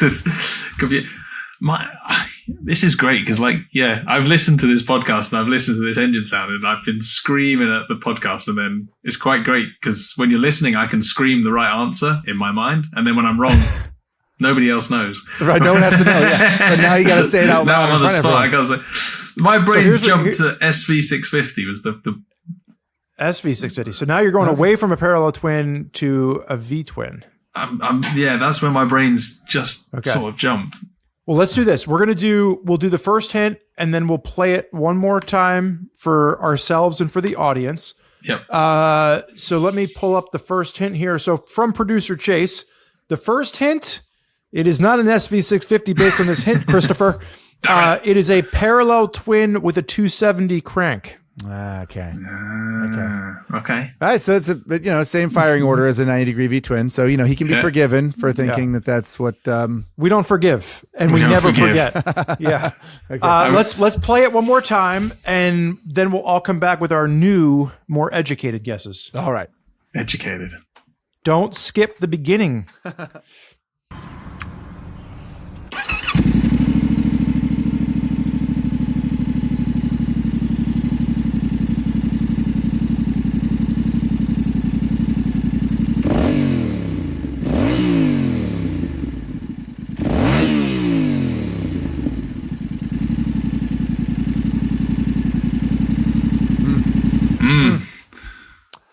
Well, sounded revvy. Sounded. But it's got kind of a heavy flywheel, don't you think? Like the revs come down kind of slow. Like it doesn't have I feel like a lot of modern 270 parallel twins are like kind of, the revs drop quicker. They rev up quick and then they drop down. But this is sort of like hanging a little bit, like. Also, 270 parallel twin as a hint in the current is a motorcycle loose hint. environment. Yeah, that's true. It's a loose hint. It's built in Japan or China or India or Europe. Yeah. It's built in the northern hemisphere. And what do you got, Spurgeon? The Kawasaki parallel twin, the small 500, that's not a 270 crank, right? No, that's a 180 crank. It's a 180 crank. So I'm not a master Tenere aficionado the way that Chris is. It does not sound like it doesn't sound like my 890. I think I don't even know if my 890 is that a 270. That's a 270 crank, right? Yeah. No, the KTMs are not 270s. They're 285s or something like that, because they want to sound like a 75-degree V twin. I knew that. I knew that about my own motorcycle. Of course you did, yeah. I think it's. I could easily see this being a Tenere from a sound standpoint. What about? I'm going to go way off base here. I'm going to go like what about like a. Do we think it's mid-sized? Do we think it's a 700 approximately? Is that what everyone agrees on? Like, could it be smaller? Could it be like a what? Aren't there some little, like there's a CF Moto 450 engine, which is a 270 crank. Yeah. There's also like the Benelli, isn't it Benelli? Or no, that one's a 360 crank. What's the 660? The Aprilia. Yeah, that's a 270. That's a 270 crank also. And then also, isn't there the big Tenere, the 1200? And that's another big parallel twin. Yeah. Yeah, is that 270? That's not a V twin, right? That's a parallel twin. I'm going to go mid-size. It sounded small. It didn't sound like a huge engine to me. Right. Yeah. Okay. So I'm going to go mid-size. I'm going to go. I think the Aprilia is a good guess. I'm going to go Aprilia. I'm not calling whether it's an RS or a Tuono. I couldn't hear the fairing. Zach, any guesses before we give away the second hint? No, not really. No, I've said my piece. I got nothing. You're just letting me guess all the wrong guesses first, aren't you? Like, yeah, exactly. Yeah, that's why I have a guest on, so we can be like, oh, you heard what'd you think? Yeah, maybe. All right, let's go down to the second hint. This is a model which was available in Europe approximately 1 year before America. That could be anything, right? Europe usually gets the bikes first. A model that was available in Europe approximately 1 year before America. So that could be Honda Hornet, could be Africa Twin, could be Honda Transalp, could be Yamaha. Was the Tenere 700? Yeah, Tenere, Yamaha just struggled with bringing that bike to America. Like the Tenere was I think almost a year and a half in Europe before we got it. And we still don't have the rally version, or the world raid version, or anything else. All right, well, they're really good. What about? I don't know about the Aprilias though. I don't know if the Aprilia. I think those are released globally, didn't they? I don't remember Europe having the Aprilias sooner. No. Than NT07. I'm playing producer Chase's hand on this one. I think it's Tenere. It's a Tenere 700. He's playing into Chris's wheelhouse. He's trying to embarrass Chris. I'm not going to stand for it. It's going to work. It's going to be great. It's going to be great, but it's going to work. All right. Well, I'm gonna say Honda Hornet. I don't know. Just Hornet? What's the Transalp? Whatever. Transalp? Same diff. Tramp slap. Just to be different, but I got no idea. I think your instinct is good, trying to weasel your way into producer Chase's brain, Spurge. So let's hear the answer. What do we got? Wait, Chris, any final guesses? Oh yeah, okay, fair enough. I'm going to stick with my Aprilia, but I'm kind of leaning towards copying Zack's homework right now. Okay. All right. The answer. Drum roll. The Akrapovic drum roll. Nice. This bike does not have an Akrapovic exhaust on it, but it does have the spark arrestor and baffle removed from its stock exhaust. It is a 2022 Yamaha Tenere 700. There you go. You gotta play the producer, guys. You're not playing the engine sound. You're playing the producer. So this is one so this was actually sourced from Zack. I'm assuming not you, Zack. No, I'm assuming a different person. person. Okay. If I sourced it and then guessed wrong, that would really be something. So Zack sent in an audio clip of his 2022 Yamaha Tenere 700. It is a stock exhaust, but the spark arrestor and baffle have been removed. Zack, it sounds like maybe it's time to pop an Akrapovic on there and follow in Chris's footsteps. Yeah. And then Chris, what did you do with the airbox on yours? Did you just replace it or? You can get a GYTR airbox, which is like a rally large volume airbox with a foam filter. Makes it go more fast and sound more awesome. Let me ask you a question. So Zack and I have talked about this a lot. Do you like an intake sound better or an exhaust sound better? If you have to choose between a great sounding intake or a great sounding exhaust, which is your favorite? Only one answer. Intake. There you go. No. Intake every time. Intake. 100%. That's why I knew I liked you. Intake every time. Well, all right. Well, sure enough, it was embarrassing for a couple of us, for you and for me, Chris. So hopefully you've now suffered the wrath of the engine sound guessing game. I hope that it hasn't scared you off from Highside, Lowside completely, and maybe you come back for another conversation another time. But in the meantime, thanks so much for hanging out, man. Hey, thanks for having me, guys. I will always talk about motorbikes for as long as anyone wants. Hey, right, Chris, in closing for our audience, what's the next project that you're working on, and what should people be checking out over on the Bike World channel? Yeah. Give a plug if you want. That's good. Thanks. We've got big year. I mean, this is the big one at the moment. As Zack spotted, it's a 999. We've been doing a few written off bikes, taking stuff that's smashed to pieces, recycling, because hey, don't worry, dolphins, you're welcome. I got your back. So recycling this, and this has been a real special one actually, 999S. So I'm halfway through putting it back together, chuck a load of bits on, and then go and live some V-twin fantasies I've had for a long time. So that's our big project at the moment, and then hopefully some big adventure races this summer. I'll say more about it later. Nice. Right. So you're really just you're pandering to me with the road racing. You're pandering to Spurgeon with the adventure stuff. You're building your channel around our desires. Yeah, it's just for you. I too. can appreciate that. Yeah, just for us, exactly. All right. Well, you should If you're looking for more content from Chris as we say goodbye, you can check out bikeworldtv.co.uk, or you can just head over to YouTube and type in Bike World for all the content that Chris and his team are putting out there. Now we can say goodbye. Now you're free. You're go back and get to work and recycle. Thanks, guys. Okie doke. Well, just a lovely conversation with a lovely chap, Mr. Chris Northover. I hope you will check out some of his content on the interwebs. He does a bang up job, and he's a good guy. I feel like I feel like I learned a lot. That was fun talking to him about all the different types of bikes he has ridden and does ride. I think that was I don't know, interesting stuff for me to stew on after that conversation. Yeah, I'm jealous that you've obviously gotten to spend time with him in real life, and he's the kind of person that I would probably find myself wanting to ride motorcycles with and share a pint at the end of the day. That's what you say if you're over there in the UK. Yeah. You don't just have a beer with somebody; you share a pint at the end of the day. A nice warm. Okay, so we're moving on to the t-shirt winner. As a reminder.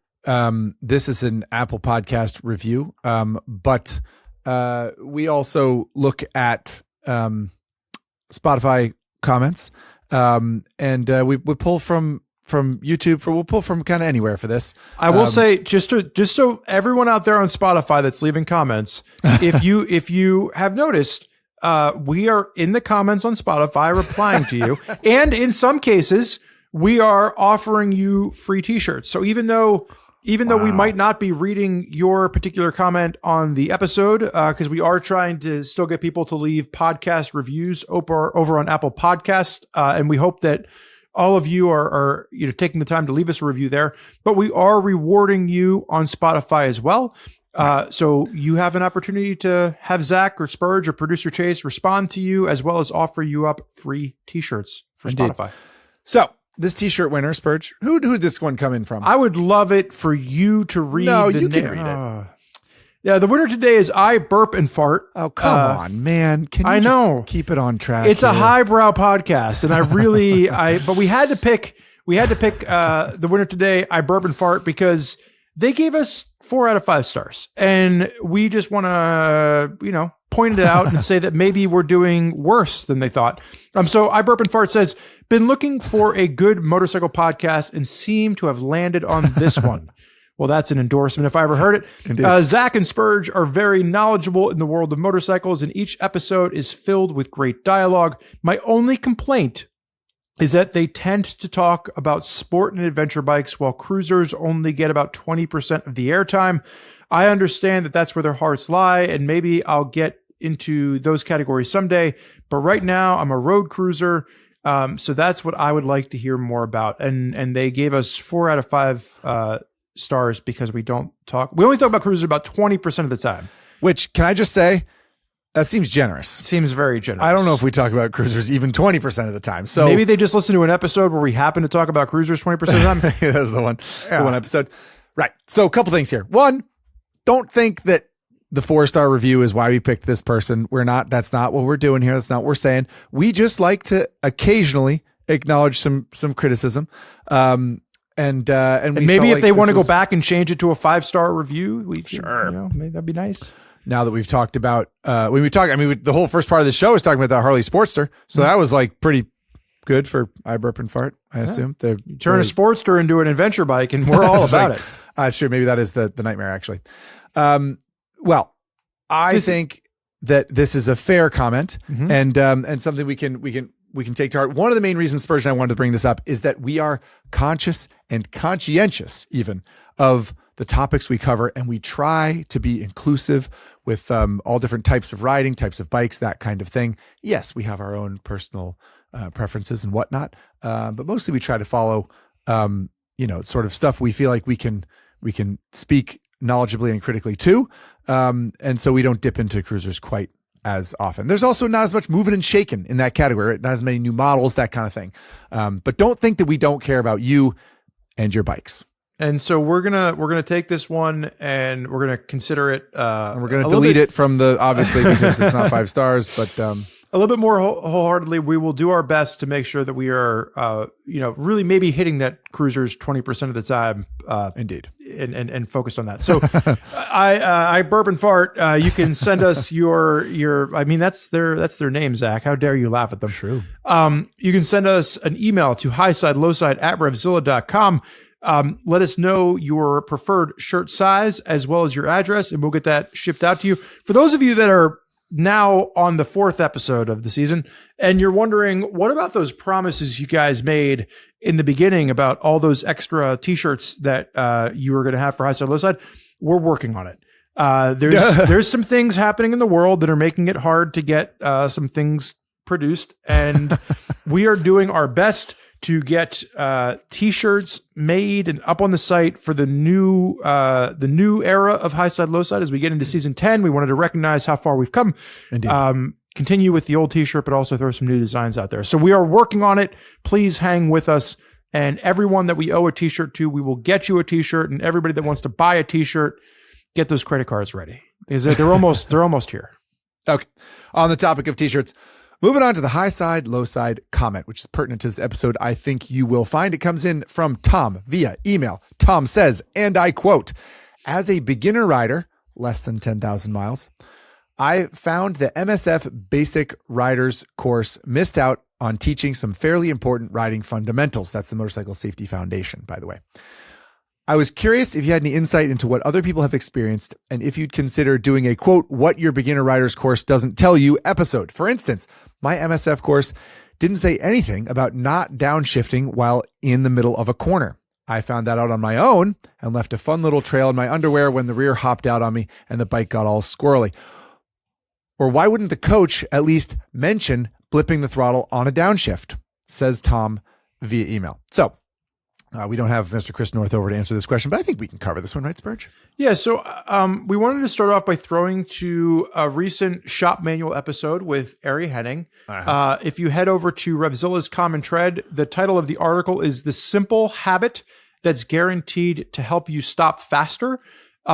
Ari also has a video that accompanies that article, which is titled the life-saving skill that safety classes don't teach. And it's about covering the rear brake. Front brake, I think. I'm sorry, covering the front brake with your right hand. And again, I think the story here that we've heard from some of the conversations with MSF is that they're just trying to get the basics down to a wide variety of riders, right? Like, the MSF course is about getting you the basics to feel comfortable starting your motorcycle journey. It is not about ending your motorcycle journey, right? Like, this should be... Or your motorcycle training. Right, ending your motorcycle training. Like, this should be a starting point, but there's going to be so much more that you are going to pick up along the way. Yes, indeed. So, Tom, to address your question, yes, your MSF instructor could have said, don't downshift in the middle of a corner because it'll upset the chassis of the motorcycle when you let the clutch out. It sounds like, from what I'm hearing, you downshift, you let the clutch out rather quickly, and that, upset the motorcycle while you're in the middle of a corner. But every time you downshift, whether you're in the corner, whether you're in a corner or you're going straight, you do have the opportunity to practice blipping the throttle, practice letting the clutch out slowly, practice smooth shifting in general. Certainly your MSF instructors could have mentioned that, but let's cut them a little bit of slack in so much as there's so much to cover. There's so many, I don't know that every MSF course can cover every single thing you should or should not do on a motorcycle. It is, to Spurgeon's point, it's a wide world of education, learning, and everyone's journey is a little bit different. So I do feel bad that you feel a little hard done by your particular MSF course, but I think I am guessing their hearts were in the right place. And I think your brain has come around to the right place, which is that there's more to it. You gotta keep on learning always. Yeah. I think we've heard comments from riders saying, the MSF course never said anything about how many fingers to use on the clutch. Right. So like with Ari's article / video, he was talking about keeping a finger or two over the rear brake so that your reaction time, front brake, why do I keep doing that? I don't know, yes, because you cover the rear brake, I guess. I don't cover the rear brake. I never use it. Not that you should never use the rear brake, but but keeping your front brake covered so that you can come onto the front brake a little bit faster in an emergency situation. We've talked on the podcast about like how many fingers you're using to operate the clutch, and not going 4 fingers to pull the clutch in. And, people have talked about, oh, well, that's the way the MSF does teach it or doesn't teach it. So there's definitely things where, they're trying to get a wide range of riders comfortable on 2 wheels for the first time. It is not about covering every piece of information that you might encounter. It's a 2-day course to make sure that you feel comfortable, getting on a motorcycle, starting a motorcycle, making it go, making it stop. And, it's starting your journey. So now I think the question for you, Tom, is like, what's the next step in your motorcycle training? Perhaps, what do you want to do next? Perhaps some sort of off-road riding school with Chris Northover, where you'll learn all about weighting the foot pegs and that kind of thing. I mean, there's track day courses. There are MSF courses that you can go, to like a secondary, more advanced course where you're using it on your own motorcycle. There's all kinds of rider training out there, Tom. I would encourage you to explore, what options might be available in your neck of the woods. And then the other thing, that I always liked, there's a book by Lee Parks called Total Control, which was a book that I bought shortly after taking the MSF course. I took the MSF course and I was like, oh, I want to get better at this. I just want to keep getting better and better and better. And I was young and hungry for information. And that was a book that I found a lot of great tips that you can go out to a local parking lot after, a shop closes, and you can just ride around in the parking lot and practice a variety of different skills that'll make you better on the street. There you have it, everybody. All right, Spurge, let's wrap up. Let's let everyone go, for crying out loud. What's your, well, before we do that, sorry. Friendly reminder to leave a comment on YouTube if that's where you're watching, leave a comment on Spotify if that's where you're watching or listening. Send us an email to highside, lowside at RevZilla.com. You can send in your 30-second clip of your motorcycle starting up, revving a few times and shutting off if you would like to be a part of the engine sound guessing game. And of course, share with your friends if you thought this podcast were good. So my takeaways, which you started asking me about, I did. So I hit it on this a bit earlier, and mine's kind of a 2-parter. One, I'm definitely jealous that you and Chris have been friends in real life. Chris is the kind of person that I would love to hang out with and ride motorcycles from. He's also the kind of person that seems like he's a slightly better rider than I am, and I like riding with people like that because you can always learn. You can always learn something and improve your own skill. Yeah. The other piece of that is I really like Chris's analogy with the mountain bike thing. And maybe that's because this is this weird journey that I'm on right now. Right. Yeah. But what I like about where I'm at in my journey is that I am going into this completely a beginner. So I'm looking up how to ride over roots and how to ride up a hill with, a rock on it. And I am throwing myself into something where it's been a long time since I've been a complete beginner at something in the world of motorcycling. And I remember back to when I started riding adventure bikes, and I felt the same way. I just wanted to go, and I was out every weekend practicing and trying to get a little bit better. And so I have this newfound excitement because I can't, with a kid at home and, the closest place to ride adventure bikes or dirt bikes 2 hours away, I am maybe riding my adventure bike or my dirt bike off-road, once every couple of weeks. Whereas now I can go out and ride a mountain bike, after work. We put the kid to bed and I can get, 3 or 4 times a week. And I mean, you can hear it in my voice. I'm so excited. So for me, listening to Chris talk about the parallels of how mountain biking can improve the off-road riding and vice versa. I'm excited. And it's one of those ones where I think for those of you listening, the cross-training aspect of motorcycles and mountain bikes or different genres of riding, and maybe buying a dirt bike to try something different, or buying a track bike to get out on a racetrack and do something a little bit outside your wheelhouse, it can just help reinvigorate the passion of 2 wheels. And maybe it's just gotten a little bit stale. Maybe you spent 10 years riding around on the road and you're like, oh, this is just, it's kind of the same old. Try something different. Even if it's just 3 degrees to the left, try something out there, and maybe it'll just help to re-spark a passion for you. So I know that that's a lot, and I'm excitedly talking about it. And maybe we should have said that in the beginning, but this is something that kind of came to me through the conversation with Chris, and hopefully that's a takeaway that people are leaving with today. Very comprehensive and enthusiastic takeaway moment, Spurge, I gotta say. What about yourself, Zach? What was your highlight of I didn't know the NX650 was called a Dominator, and that's a fun little bit of knowledge I've got in my head now. But apparently you're not dominating anything on it, according to Christopher. According to Chris. Yeah, not dominating anything. What did he say? He's like 40 horsepower, single cylinder engine. You're not dominating anything. Good stuff. Okay. Well, I think that just about does it for this episode of Highside, Lowside. I will thank you so much for hanging out with us. And hopefully we'll do it again soon, Spurge? Yeah. Thank you to Chris for joining us today. Hopefully you all learned a little bit something, or at least had a little chuckle along the way. And we will see you soon for the next episode. See ya.